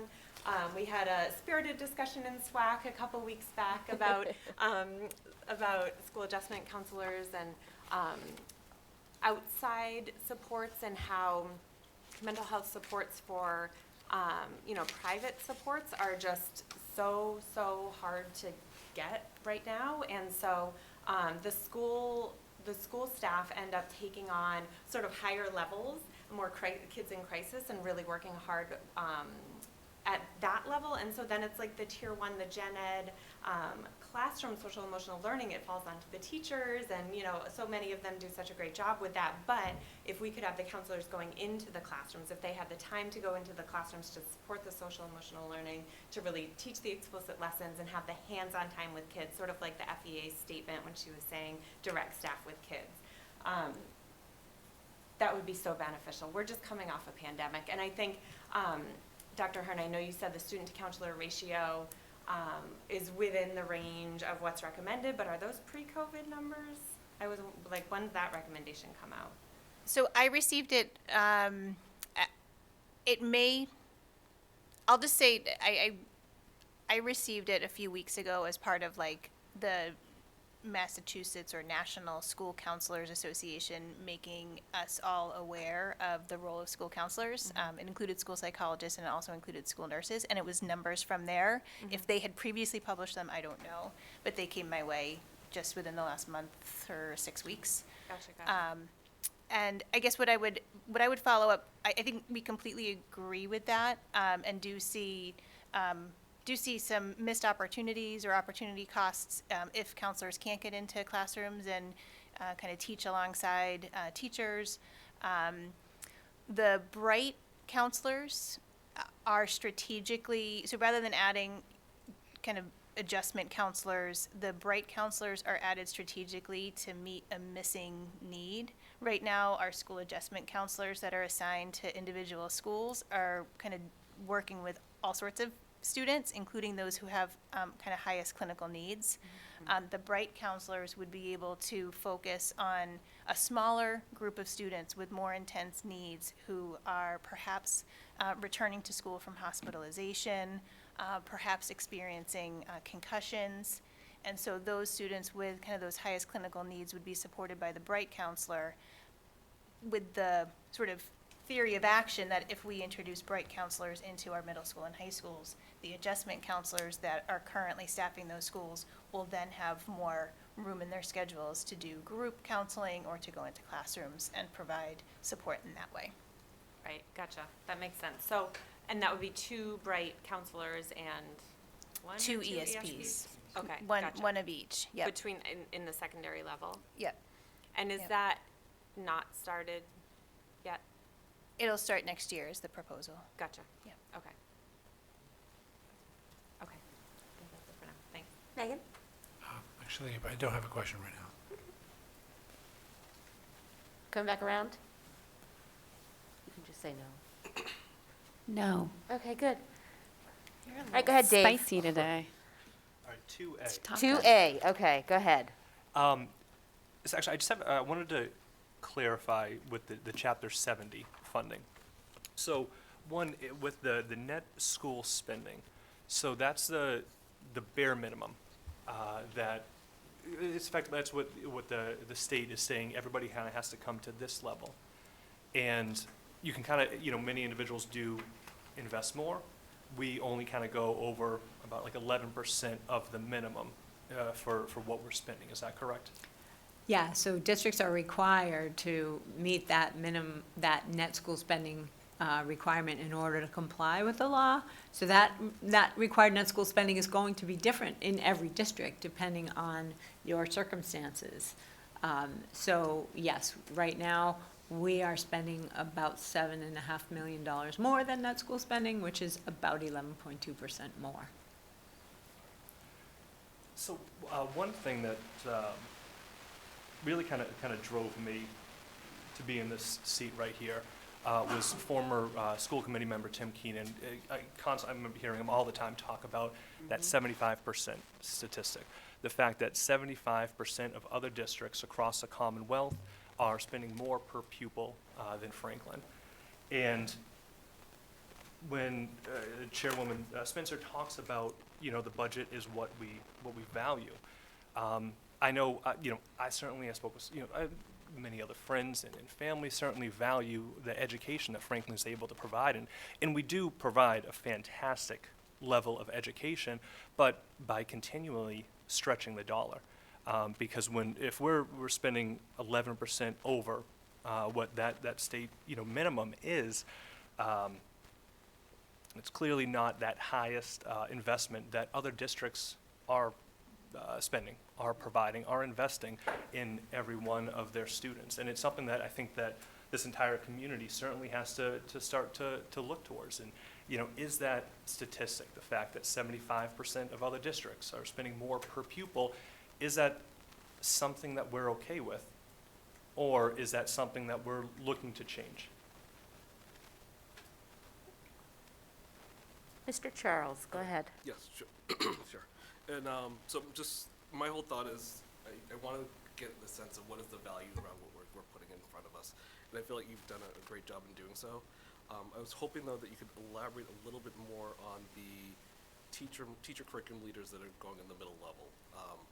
I feel like I get a sense of how they'll help the day-to-day, but could you just elaborate a little bit more on, like, really how will this impact our teachers, and how will they better assist our students with these two positions? Yeah. So one of the areas that the curriculum leaders would help to support is providing a written curriculum that's guaranteed and viable across all 3 middle schools. Our educators do some kind of level setting and some kind of comparison to each other, but there isn't that guaranteed viable written curriculum across all 3 middle schools. And I think that means that the Portrait of a Graduate, are we kind of meeting those goals and helping students strive towards what we, as a community, have said we aspire, making sure that all of the standards or the prioritized standards that we expect are addressed.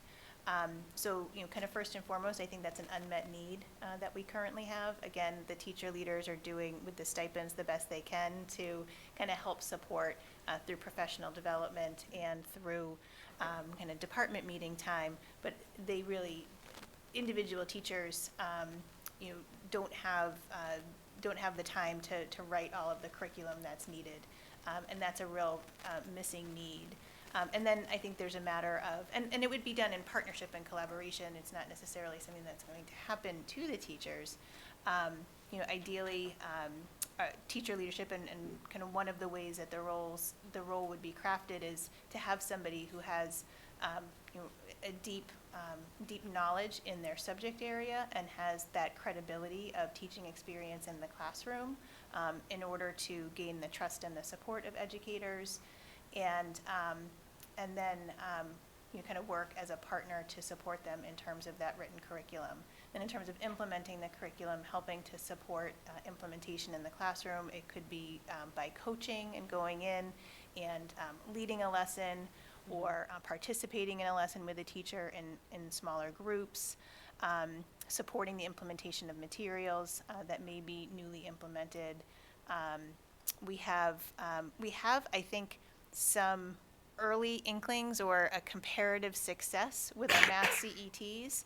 This does not propose to eliminate our math CETs, but our math CETs have done tremendous work because they typically teach 0.6 or 3 classes, and they do have some release time to support their colleagues in terms of math implementation, and they've done tremendous work in implementing illustrative math. This would be kind of an expansion of that, because I think even with that teaching 60%, there still isn't quite enough time, especially when you start to think about calibrating and coordinating that across all 3 middle schools. Gotcha. So, just in short, I'm not going to do this eloquently as you, but we're just lifting some of the burden off of the teachers that are doing it today and aligning all this work, and then making sure that the middle level, regardless of which school they go to, they have the same kind of baseline, and they're not going to go to the high school, and now we have gaps within students from Yep. across town. Yeah, that's a great, it's a great way of putting it from kind of the student perspective. I was thinking more from the teacher perspective, but from a student perspective, yeah, if there were a set of triplets and there was a triplet in each of the schools, that they're having, you know, a similar and comparable experience and going to the high school on kind of that same footing. Perfect. Thank you. You're welcome. McNeil? Thank you. Could you please expand upon the challenges that our students with special needs have been facing during the pandemic and how the NEC goals and special educator investments will help to address these needs? Sure. So I think we can talk about that kind of at two levels. One is struggles during the pandemic, and then overall, pandemic aside, how students' needs have, you know, in terms of the population, have increased over time, not necessarily as it relates specific to one thing like the pandemic. I'm going to turn it to Paula if she wants to chime in with some detail. Sure. So because of the pandemic, you know, our teachers did the best they could when we went all remote. But these are our neediest learners and are with our most significant disabilities. So it was more challenging to really provide high-quality special ed instruction over Zoom, over Google Meets. I mean, we did the best we could. Parents did the best they could facilitating, but they didn't get that consistent, high-quality instruction. So we did see some gaps from that. And then, but as Dr. Ahern alluded to, but we're also seeing students come in with more significant disabilities. We're seeing a number of students, more and more students being identified with dyslexia, dyscalculia, and we're trying to identify those students early and providing that specialized instruction that they need early on. And we're also, as you know, we've all alluded to, of the social emotional challenges that our students are experiencing as well, especially at the middle school and high school level in regards to anxiety and school refusal. So really needing to increase the amount of support and services for our students with social emotional needs in our REACH program. So it's kind of a twofold impact from the pandemic that we're seeing, and also just naturally seeing more students with more significant disabilities. And I think that these programs provide tremendous services that are very specific to the needs of the students, the goals of the students on their IEPs, and does so in the least restrictive environment so that students, to the greatest extent possible, are included in you know, kind of general education classrooms or specials as appropriate. And so it really allows us that flexibility. And our educators do a tremendous job. They do. Thank you very much. Elise? I think there's a couple things that are worth repeating that you've said for probably many years, and I've appreciated, and I know the community appreciates it. Sometimes we need to repeat things. Sometimes I think people are just starting to pay attention now. So the difference between level service and level funded was always really pivotal and the light bulb moment for me to really understand those terms, because I think we throw them around, town council throws them around, you know, they say, don't worry, you'll be level funded, and it just sounds so nice, but then when you realize that level funded is very different from level service, it doesn't sound as nice.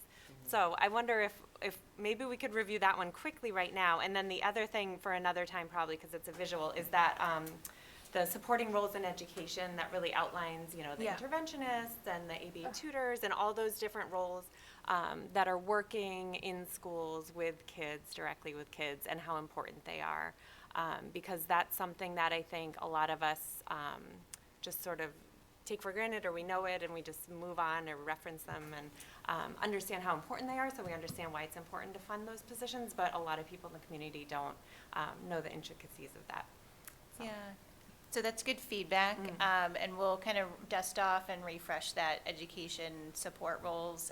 I think you heard from the comments earlier around, you know, the educators appreciating having the supports in the school building.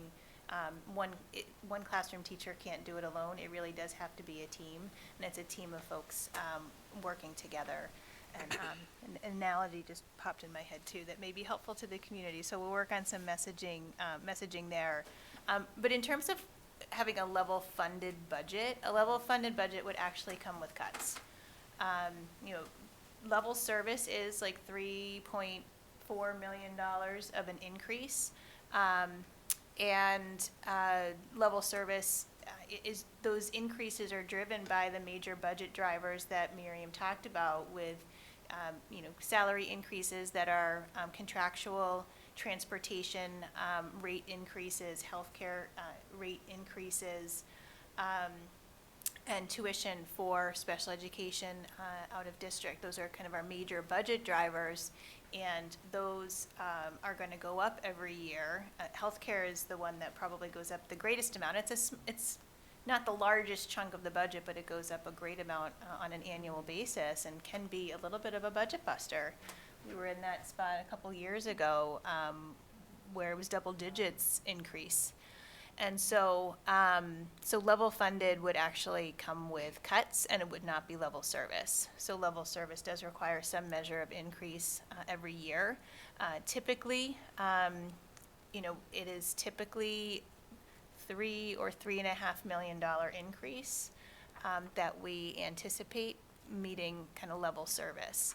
Now, the needs change, and so it's not just going to mean that we take this year's budget and move it forward and as a carbon copy, just with a $3.4 million increase. There are, like you saw tonight, English learner needs that emerge, and then kind of trying to be fiscally responsible, think about where we can do things differently, things that aren't returning on the investment, maybe letting go of some of those things.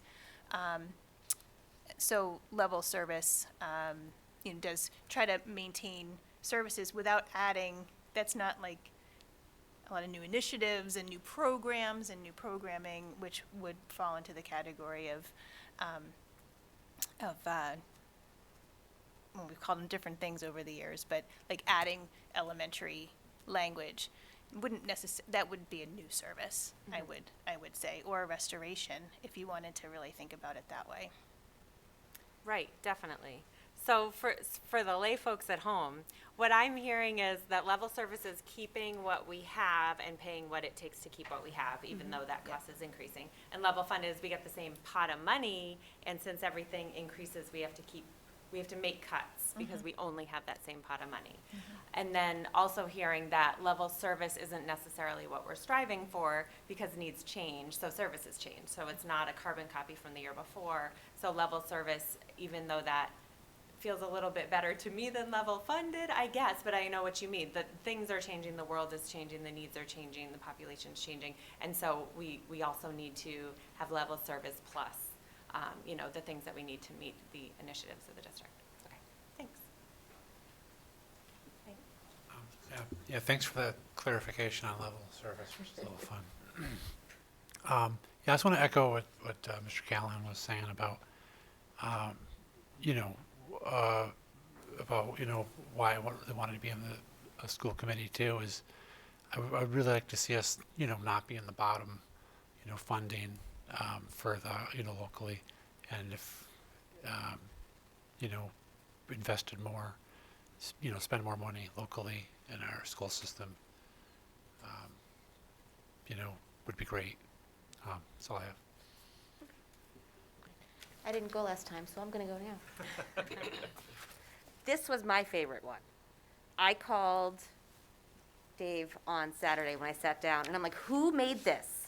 I need to know because I would have loved this last year. I loved it. I was so excited that it really shows the community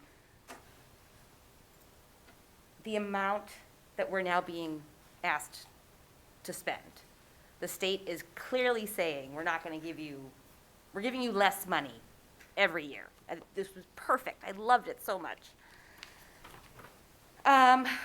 Okay, so in addition to the lovely presentation, you also provided a memo.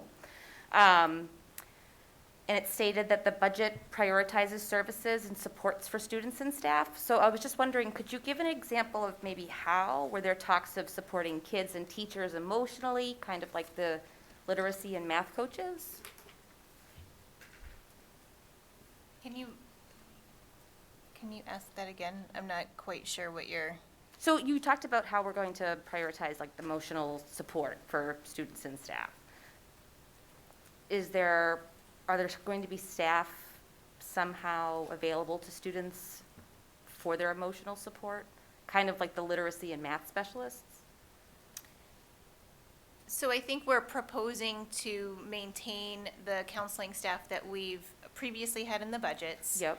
And, again, strategically thinking about possible revenue sources, use ESSER funding to provide social worker, bright counselors, to introduce some folks with a slightly different skill set to support some of the unmet needs that we think are currently there, including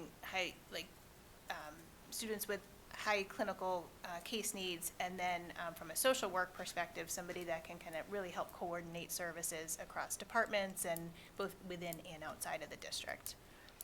Thank you. Camille? Yes. It was a month ago that we heard the wonderful diversity, equity, and inclusion presentation, that all of us were proud to see all the different programs, all the different initiatives, all the different ways that we're helping all of our diverse learners. Well, this is where the rubber meets the road in the budget. And you have to fund those things in order to have those prideful programs. So this is where it comes in, where we have to support our special education learners. This is where we have to support our English language learners. This is where we have to support the social emotional learning of our kids. This is where we, I think people sometimes in the private sector think that additional positions are like middle managers, and the office was a whole franchise based on making fun of middle managers, but these are not middle managers like Michael Scott. These are essential to teachers, essential to classroom teachers, essential to the entire school and every service that it provides to all of our students. So I just wanted to, maybe at the risk of sounding pedantic, to make clear that a month ago we saw the presentation and now we are seeing where the ask is to make sure it's funded. That's it. Dave? Thank you. So with the healthcare rise at 8%, so that's not for an 8% better product. That's just the going rate. Is that correct? That's correct. Yeah. Same plan design. And so it's just the cost of doing business in order to continue to. That's correct. In transportation, so it occupies like 3.5% of our budget. My understanding that providing transportation, free transportation for K to 6 is state mandated. That is outside the 2-mile radius. Is that correct? That's correct. Do we receive any benefits from the state in order to any funding from the state in order to kind of carry out their policy, their mandate? None.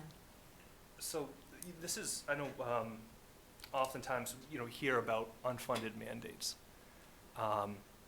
and certainly it sounds like that this is exactly one of them where the state is obligating us to be able to provide that transportation cost, K to 6 outside the 2-mile radius, where transportation itself is 3.5% of our entire budget. Our hands are entirely tied. We don't have the option, as I understand it, to not follow the state's mandate, correct? Correct.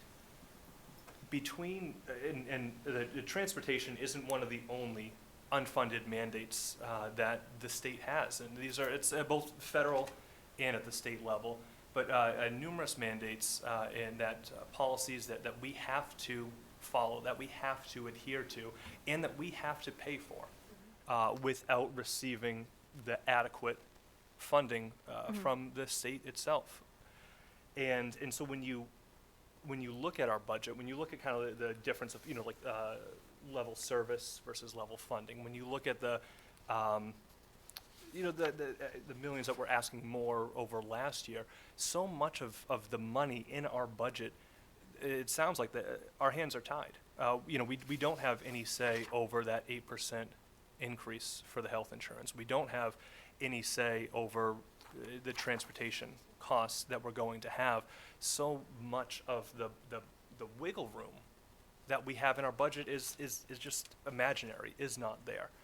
And so again, when we're looking at how much we're spending, when we're looking at our budget, Franklin, again, say this so many times, that has been incredibly creative with our budget, but it sounds like, you know, we continue to run out of opportunities to continue to be creative, because with things, you know, such as so many of the unfunded mandates that we have, and with the rising cost of health insurance, we don't have as much room to maneuver through the budget, and so again, I really would stress to the entire community to take a look at what you value, and determine whether or not, you know, we want to be a community that is okay with 75% of other districts spending more per pupil than us, or if we're a community that wants to go, you know, more than 11% over the bare minimum. I'd just like to say I'm tired of hearing, like, praise that we're doing so well with scraping pennies and having, like, I'm so tired of it. It's embarrassing. Yeah, it's embarrassing. Just, yep. Yeah. Okay. So I guess hypothetically, if we had gone to the town council and said, hey, we would like to do the amount for a level service, what is the process? Like, what does that look like? I mean, what would need to be done from the community standpoint? Because I know folks have been asked about overrides and like really what is beyond us that I guess the community needs to be aware of, so that we can advocate for them, but they also need to support us in, you know, pitching it. So I guess, could you speak to that a little bit? Yeah. So I think that I don't want to speak on behalf of the town. It might behoove folks to tune in to some of the budget conversations that are coming up over the next several weeks. Feel a little bit like an advertisement. The joint budget subcommittee is on the Thursday, the 10th. But that, I think, would give the community, you know, kind of a real understanding of what revenue sources the town has, where, you know, money comes into the town, you know, both from the state as well as kind of locally and local receipts, and a few other avenues that they have. They have some of their own grant funding as well, and then how they apportion that out. You know, there are limits in terms of the revenue that can be raised with respect to Proposition 2.5, and the tax levy is limited by 2.5%. But then there's new growth on top of that.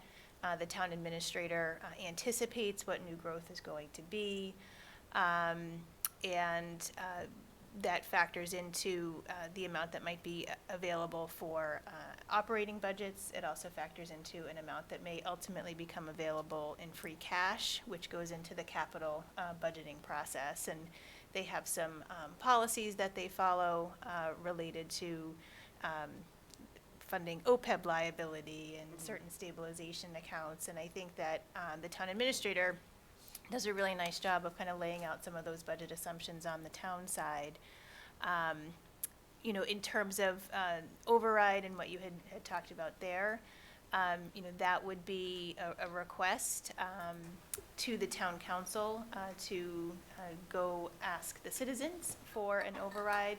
The citizens would, it would need to be first approved to go on a ballot that the citizens would then vote related to kind of a specific proposal around which that levy limit would increase, because taxes would be raised on a permanent basis to support that additional revenue.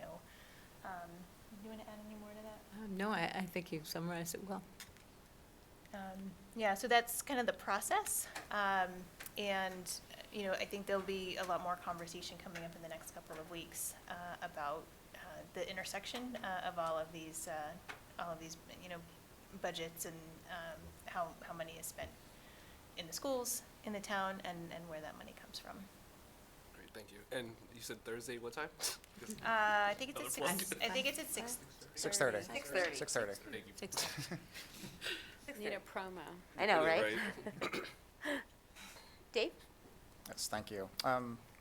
So, you know, while we're on the topic of increasing costs, so we're seeing an increase in out-of-district tuition cost of 5%, but there's also a decrease of about 1.1 million for from FY '22 because of circuit breaker reimbursement funds and prepayment of expenditures. So how repeatable or sustainable is this with the prepayment and the circuit breaker reimbursement funds? How much do we anticipate circuit breaker reimbursement funds to offset future increases, and how do we anticipate being able to prepay these expenditures again in future fiscal years? Yeah, so I think we anticipate, circuit breaker for next year being 3.1 million, because that's what we are actually going to collect from the state in reimbursements in this fiscal year. And based on the school committee's philosophy of basically having a year in the bank to apply for the following year, that gives us some stability for the immediate future. Circuit breaker, as you know, is based on the students in the program and the costs of those out-of-district programs, and the level of funding that the state provides, which is probably very close to 75% for tuition. It will hit 75% for tuition because the Student Opportunity Act dictates that, and then transportation, anything after that. So I think that there is some stability in terms of the reimbursement. The impact is going to be our own student population, and how that shifts from a year-to-year basis. But we'll always have that knowledge ahead of time, because you'll have that year in the bank for the application the following year. Relative to prepaid tuition, I think that's something that we can sustain for a short period of time, for a few years. And that's going to be on an annual basis, based on what might occur during any particular budget year and where expenses might be less, because hypothetically we couldn't find substitutes, so we are not spending as much on substitutes, for example. So that is more of an expense that I would be aware of for future funding, to try to level that off and bring that down over time. Does that answer your question? Yes, thank you. Okay. Elise? Not right now, but for sake of discussion, could we have an estimated cost of reviving a world language program? That's something we hear about a lot. It's something that a number of other districts have in place in various forms. And I can't imagine it would be cheap and easy, or else we would have done it a while ago. So I'd love to see just a ballpark, because I really have no, idea of how much that might be. We can, if it's okay, bring it back Yeah. at the next discussion. Sounds good. Thanks. Megan? So the, the possibility of, or override was, mentioned. So yeah, if we, if the town tries to increase the tax over 2.5%, that would require an override. What's the, is there a set size for the override, or is it like, is it just anything north of 2.5? Like, how does that work? Like, is there certain increments, or?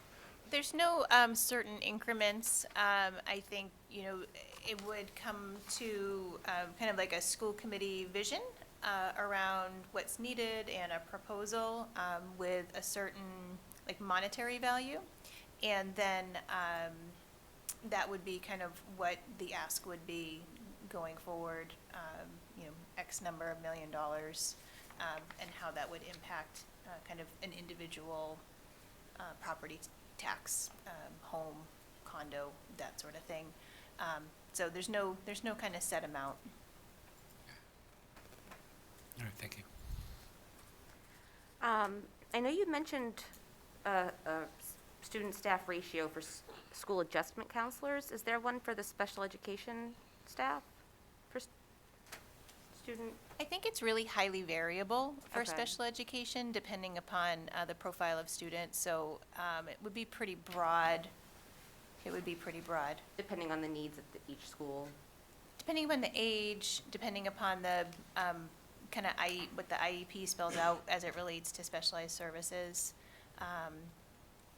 And then, because special ed's just such a continuum of needs, and so caseloads could kind of vary. We could give you a ballpark, but we could, I'd It's, like to maybe it's hard take to it- do that yeah. because number of students doesn't tell the whole story, because Yeah. it's what the student, each student needs, and each student needs is based on, the services are based on what the student needs to make effective progress. So you really can't go by a number of, like, there's so many students to this one staff member. It's really hard because of the amount of services that each student requires.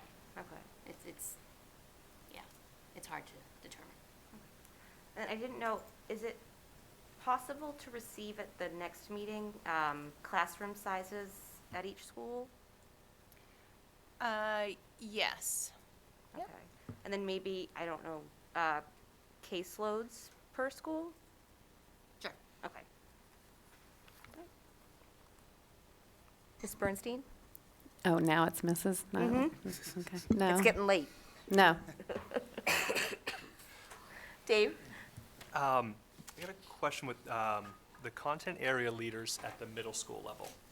Do you know how much they receive in their stipends? Like, what's like the annual amount that they kind of get for the stipend?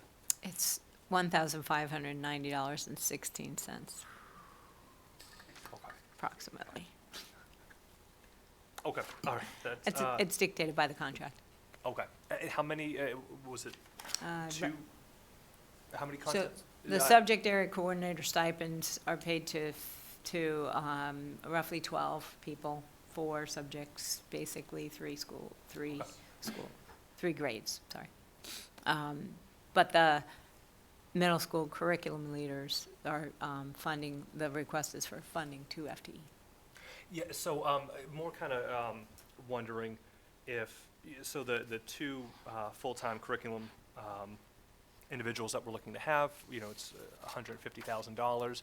But obviously, should those 2 come online and be fully funded, the stipends will go away. So there will be some savings kind of by introducing 2 full-time individuals. There will be some savings as we're no longer be paying the stipends. Is that correct? I think we would still propose to keep the stipends, so that each building has kind of a subject leader within the building to support kind of that building and kind of Okay. coordinate with those folks. Okay, all right, thank you. Al? No further questions. Dave? Yes. So there's an increase in revolving fund offsets of $515,000 over FY22 for a total of $5,577,000. And so given the trends that we're seeing with how our required local contribution is going to be increasing over the next few years, will such increases in these revolving fund offsets be sustainable in future fiscal years? Yeah, so generally we receive about $4.5 million or so in revolving funds on an annual basis. Those are fees that are taken in for specific programs like transportation for pay to ride, for example, athletics, those kinds of things. So on a whole, that's kind of where we would want to be on any given year. But I think we've had an opportunity to maintain some level of revolving funds to be able to apply in future fiscal years because of some savings that we've seen as a result of some services not happening during the pandemic years. Reductions in transportation costs to a small degree, with fewer buses running, substitutes, for example. So with some of those expenses being reduced, we had an opportunity to maintain a higher level of revolving funds. So I think in the short term, we can sustain that, but in the long term, that will absolutely not be sustainable. If we're only taking in $4.5 million, you're not going to be able to spend $5.5 million. Okay. Thank you. You don't even need me for that. There we go. No, we need you. Elise? Okay, this might be getting a little bit in the weeds. I feel like we've got a lot of really big ideas here. I really appreciate everybody's different brains and trains of thought. It just jumped out at me when I was reading through the budget book. So are you expecting to pay the ABA tutors a similar salary as an ESP, even with the increased expectations and responsibilities in that role? And do they have any type of stipend for data summary and stuff after school? Like, are they in the same unit as the ESP? They do make us a slightly higher wage. Okay. I don't have that number off the top of my head, but Okay. they do make a slightly higher wage. And they also work a longer school day. Gotcha. And they work throughout the whole school year. Okay, They good. support the students throughout the summer. That's what I want to hear. Yeah, and they're not in the bargaining unit. Oh, they're not? No. Interesting. Okay, so it's not a separate unit, they're just an individual contract. Okay. Correct. Interesting. All right, thanks. Megan? No questions. Camille? I'm good. Now it's Camille. Yeah. Change every time. More and more. Do what I want. Next round is just going to be C. Yeah. You. Dave? Question about federal and state grants. How exactly does that process go? Is any one particular person responsible for the grant writing? So, no, there isn't one particular person responsible for writing the grant. I think as an administrative team, we all have some input into many of the grants. I touch each of them, and certainly support the program directors in the budgeting piece. But for example, there are certain grants that will fall to the special services director for entitlement grants for special education. So she'll write the narrative pieces, and we'll talk about how we're going to spend that money and how what services we're going to support, and work together to create the application for that grant. The Title II grant goes through our director of English Language Arts, or Director of Curriculum for English Language Arts. So we'll talk about what those initiatives might be that support that grant. And you can see in your book the detail of each one of those grants and how that funding is allocated by grant. So it's not one individual that writes a grant. We don't have a particular grant writer. When it comes to competitive grants, then there's always an opportunity for folks to write a grant. We've had our Director of Curriculum for STEM write some grants for math curriculum and science professional development. Most recently, we've had our food service director write a grant for some equipment. So all of those opportunities are out there for writing some grants. Whether we get them or not remains to be seen, but with our entitlement grants, those are spread across the board as to who writes pieces of it, and then we all put it together, and ultimately I upload it all. Historically, has Franklin ever had, thank you very much. Historically, has Franklin ever had a full-time grant writer for those competitive grants? Not to my knowledge. I've been here 13 years, and we've never had a grant writer. I have seen it, I don't know to what extent, but just kind of looking at budgets from other districts, I have seen that being utilized. Effectively, the age-old saying of you gotta spend money to make money. And I would imagine that return on investment, if that might be something we could look for in future budgets, there really might be a great ROI on that. Spend a little bit of money to hire one individual to write all those competitive grants, and effectively their salary is then just repaid by bringing in all this additional funding sources and additional revenue sources. And now, is it also with grant writing, is that something that anyone in the community can do? Is that something that school committee members, we can kind of work with the district to help write grants? Do you have all this free time? Like, what are you talking about? He's trying to get you to do it. You're just voluntold. Were we just volunteered? I would just have one caution about grants. I do think that they can be a tremendous asset to the district and a great return on investment. They can come with some strings attached, so to speak, in terms of some of the obligations that we would then be under. And if it's not adding staff, then you're asking existing staff to perhaps bring on, something even new again in terms of the capacity piece. So it's just one caution that I would have around, too much of a good thing can be really hard to implement. But there are certainly districts that have grant writing support and could certainly be, there are some really interesting grants out there from private foundations, like school redesign grants, to be thinking about how you might redesign library spaces, for example. So there's some really interesting opportunities out there, but it may take personnel also not only to write the grant, but also implementing.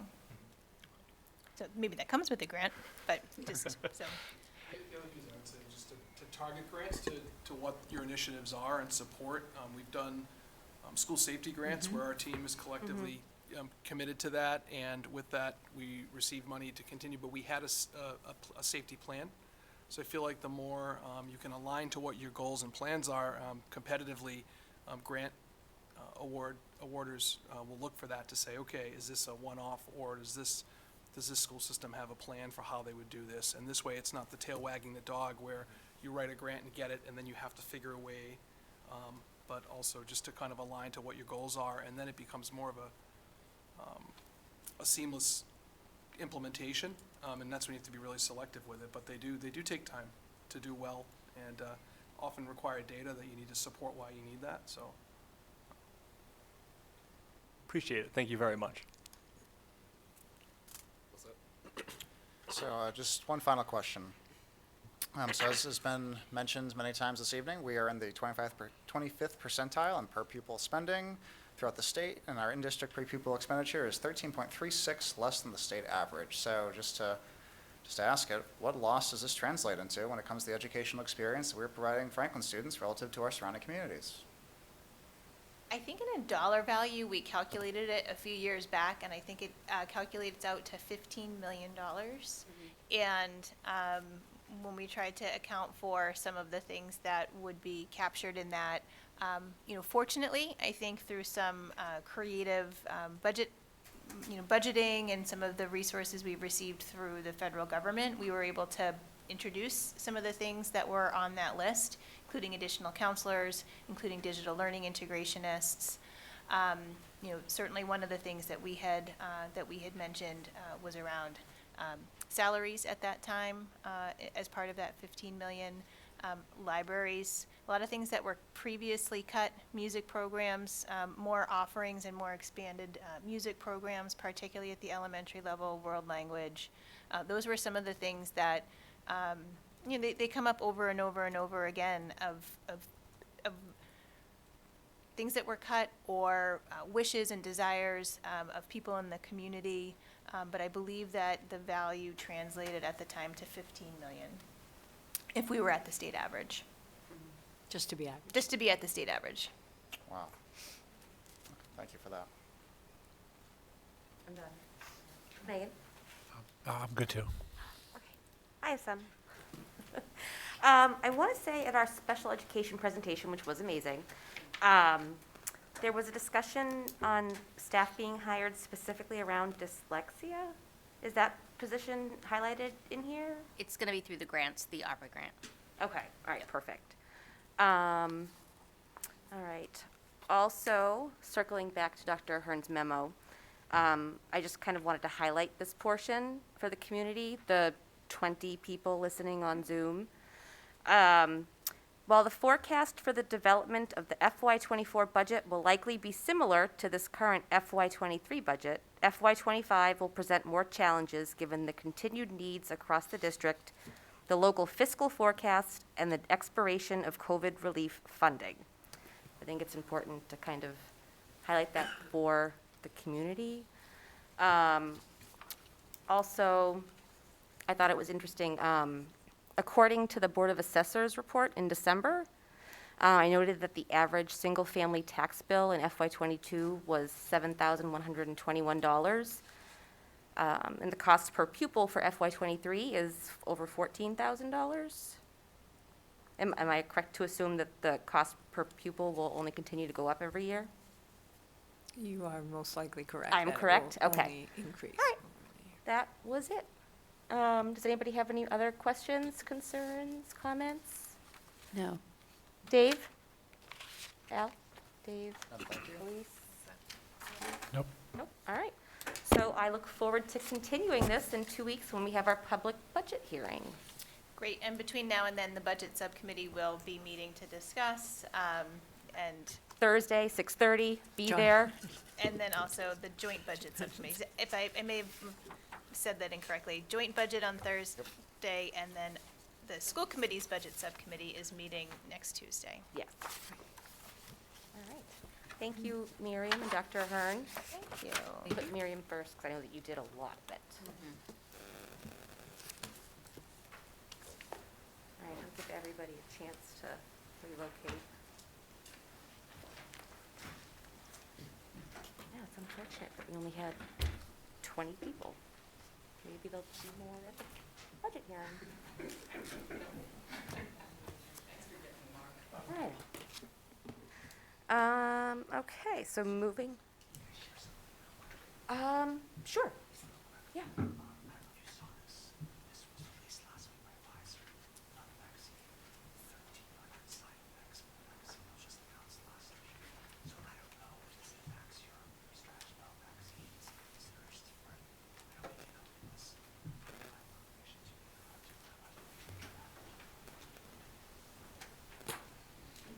Moving right along, item 3, discussion action items. Dr. Ahern. Thank you. So the first discussion action item is a second read and adoption of policy GDQD, which you moved to second read at your last meeting, suspension and dismissal of support staff members. I recommend adoption of policy GDQD, suspension and dismissal of support staff members as discussed. Okay. Is there a motion to adopt? Oh, what? Oh, I thought you said something. So moved. Is there a second? Second. All right. Discussion, questions?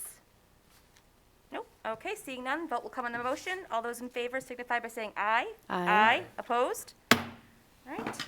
Carried. Dr. Ahern? Okay, so there are a number of policies coming out of the policy subcommittee meeting last week for first reading. I'll set the stage on them, and I don't know if anybody else wants to chime in from the policy subcommittee or the chair related to them.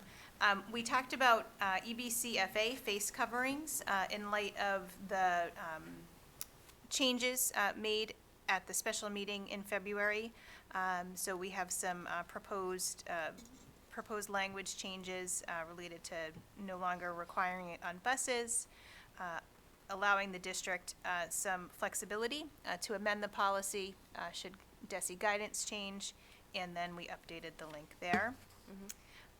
The policy subcommittee has been spending quite a bit of time talking about and reviewing the bullying prevention and intervention policy, looked at a couple of different models, and I guess I would say my takeaway was really wanting to see a lot more detail and a lot more clarity with respect to what people can expect in terms of what would happen related to a bullying investigation, and how the district goes at addressing bullying in proactive ways and after the fact.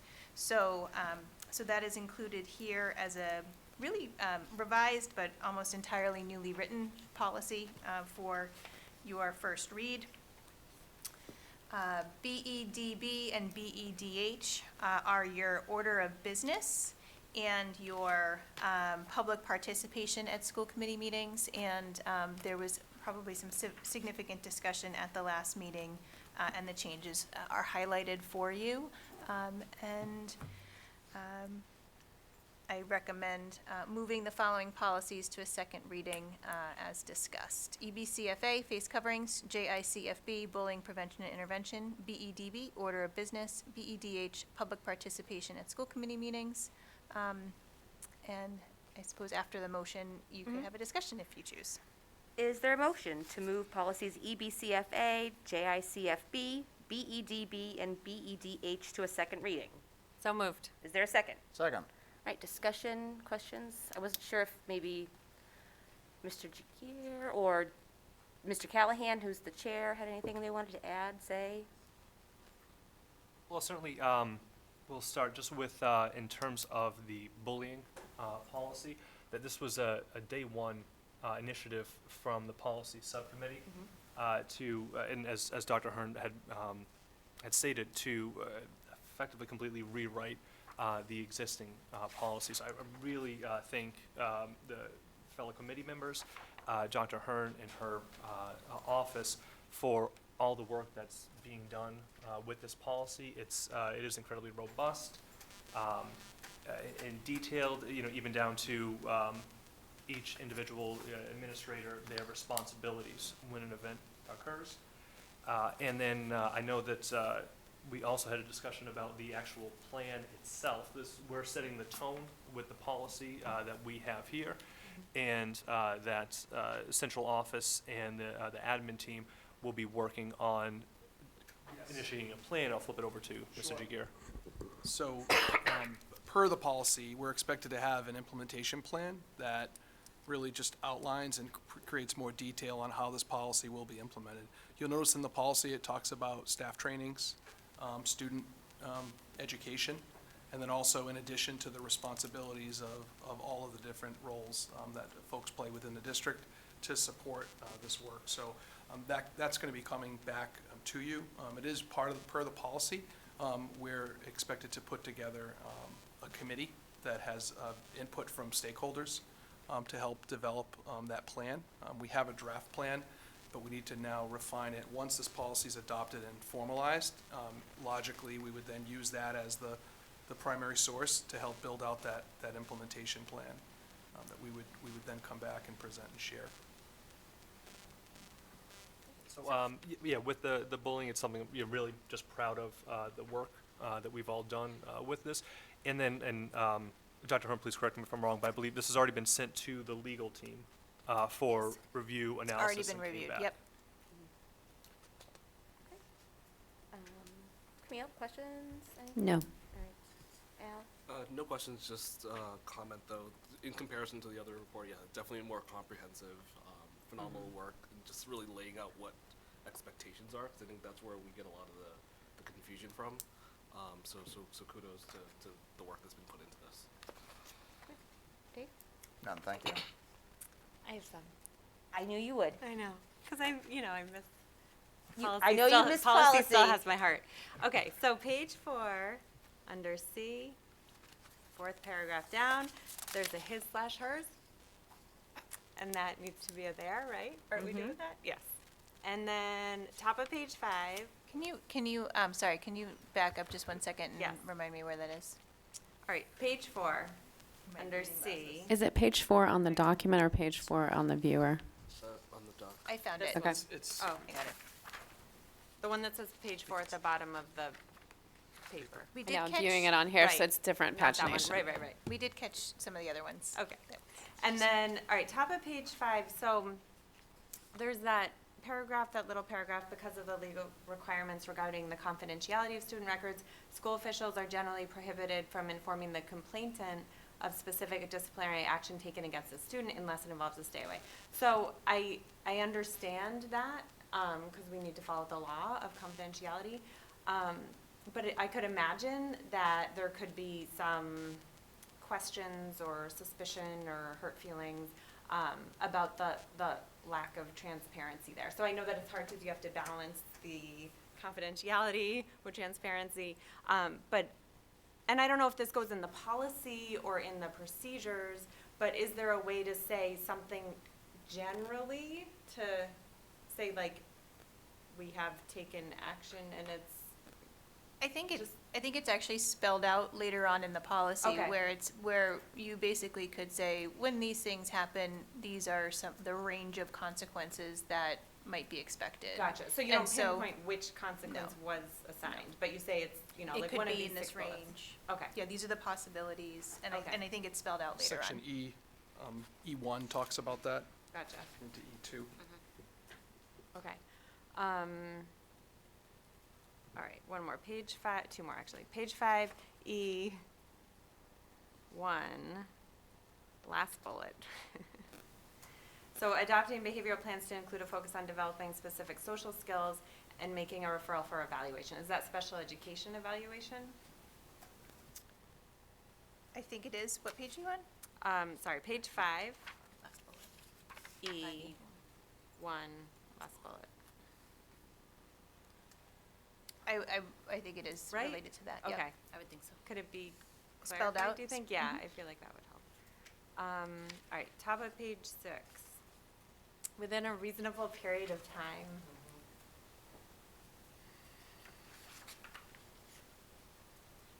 I don't know. I feel like, I don't know, to me, I'm like, I like to get stuff done, a reasonable, like an hour and a half.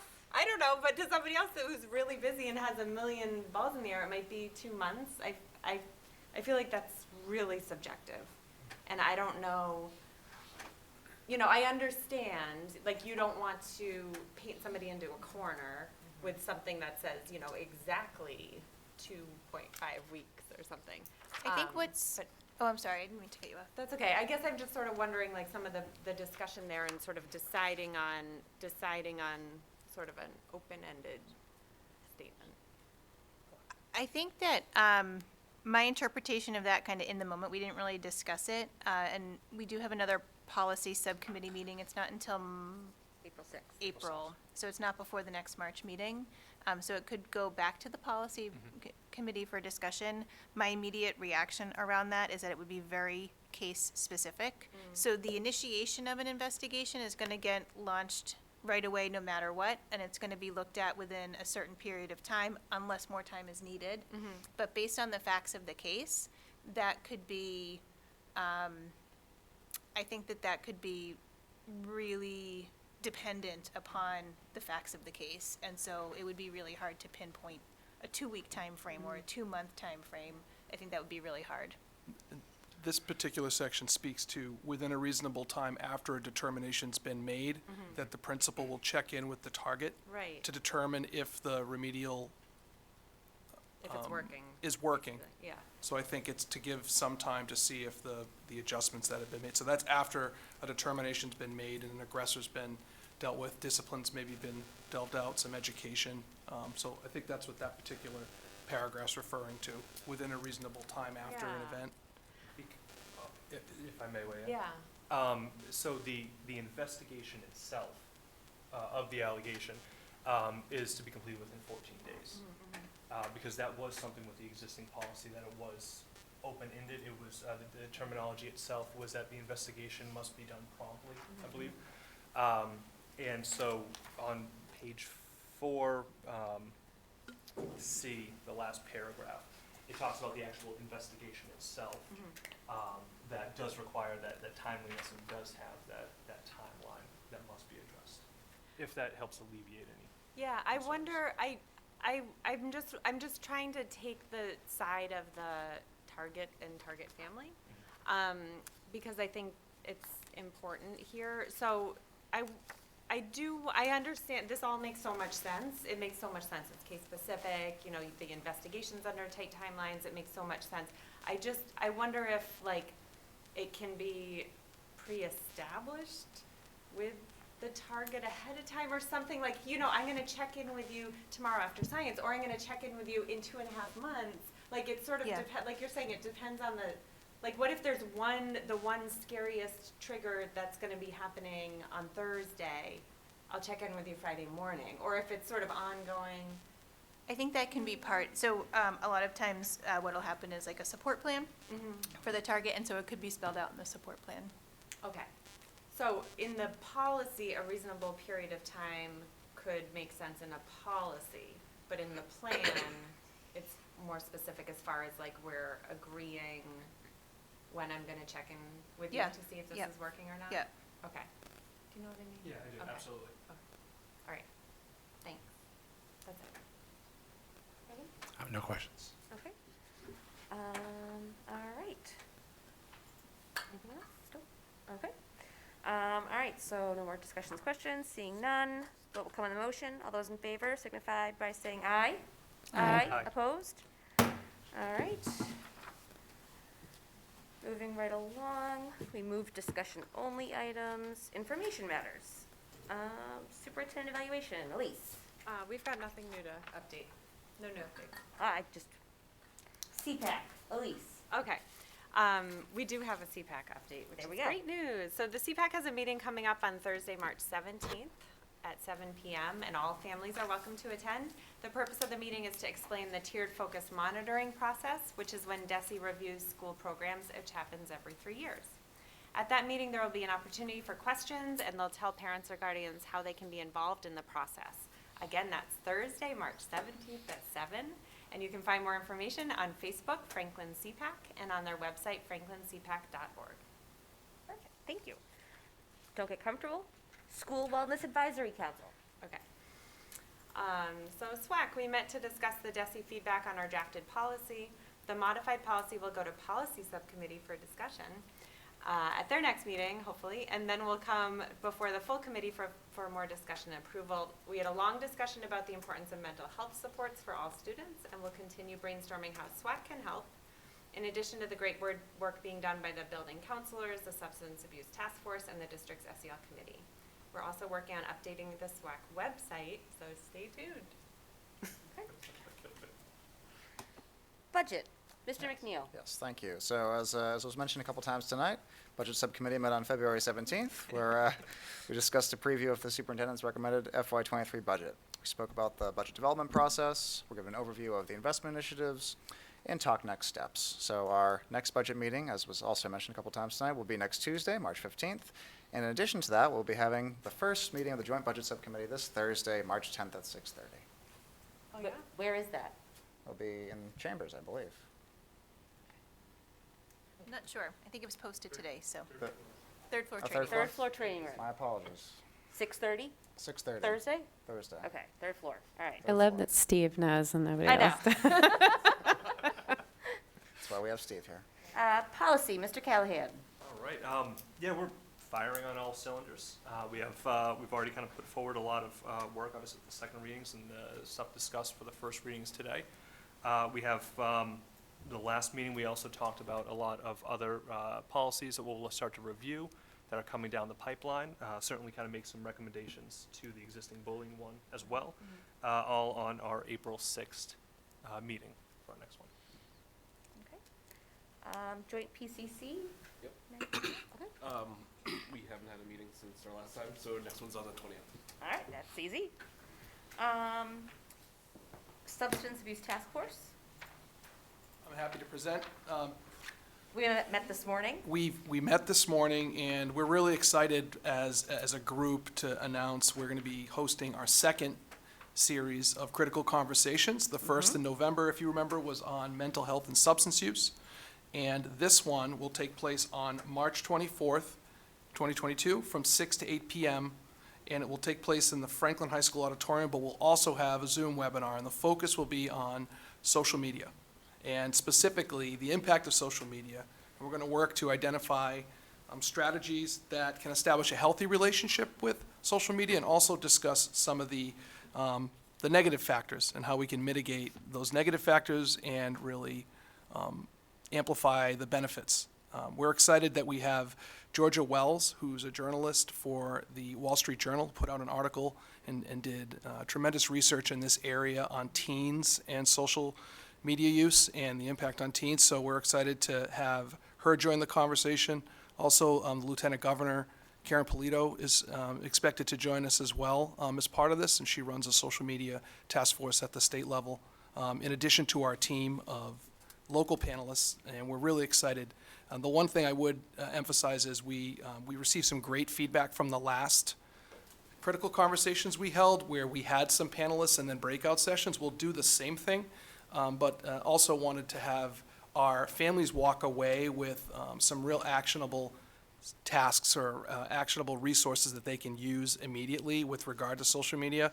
And we're really looking to identify level specific. What does an elementary parent need to know versus a high school parent? And so I encourage everyone to join. The website is hot off the press, but it's also in the bulletin on our website, I think, tonight, and we'll continue to promote this and get the information out.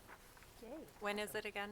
It is on March 24th. It's a Thursday, Yep. from 6 to 8 p.m. Okay.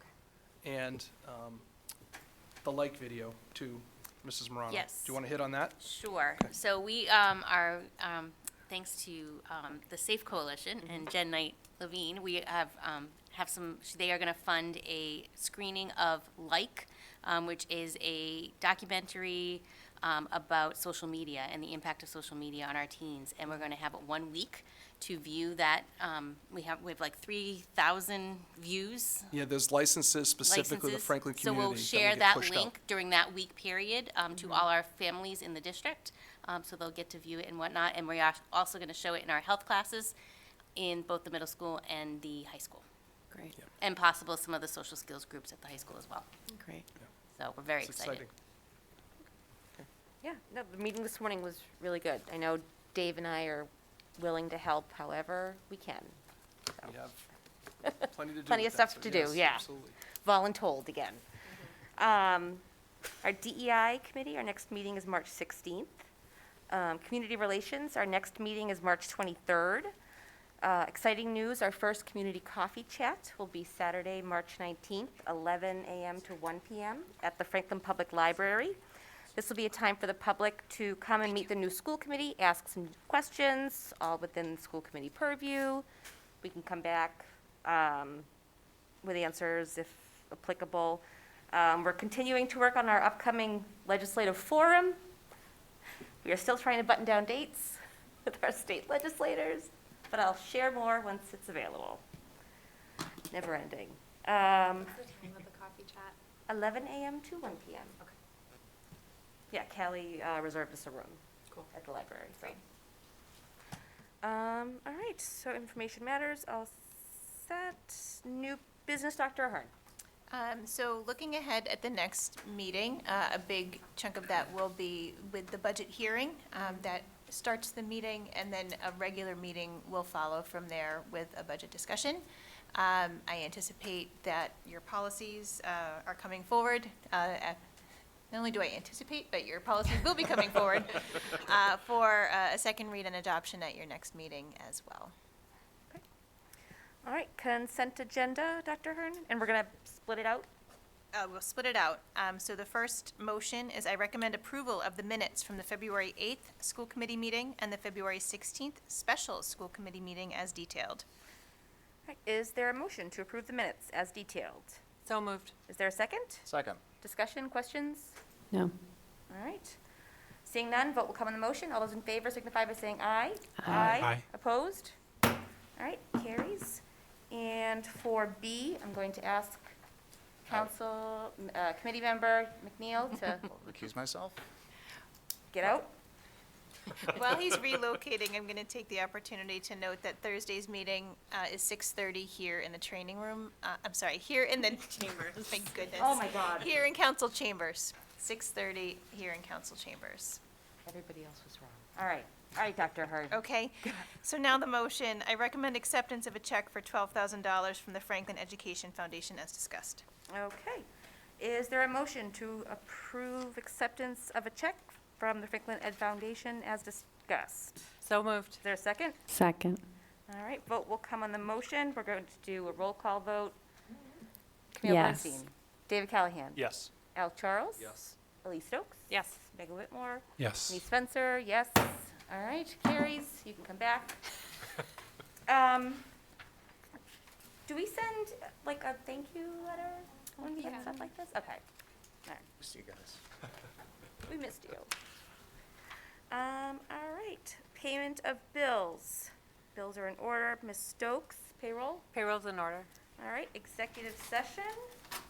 All right. This is my favorite part, reading all this. Okay. Pursuant to Mass General Law, Chapter 30A, Section 21A3, to discuss strategy with respect to collective bargaining with the FEA-RN unit as an open meeting may have a detrimental effect on the bargaining position of the school committee, and the chair so declares. Pursuant to Mass General Law, Chapter 30A, Section 21A3, to discuss strategy with respect to collective bargaining with non-union personnel. Executive session pursuant to Mass General Law, Chapter 30A, Section 21A1, to consider an open meeting law complaint against public officers, namely the members of the school committee filed with the committee by Kyle Thompson and dated February 3rd, 2022. Is there a motion to adjourn into executive discussion as detailed? So moved. Is there a second? Second. All right, roll call vote. Yes. Neil, Dave. Yes. Al, Yes. Dave. Yes. Stokes? Yes. Whitmore? Denise? Yes. Yes. All right, thank you, everyone. We'll see you in 2 weeks. All right. Let's turn.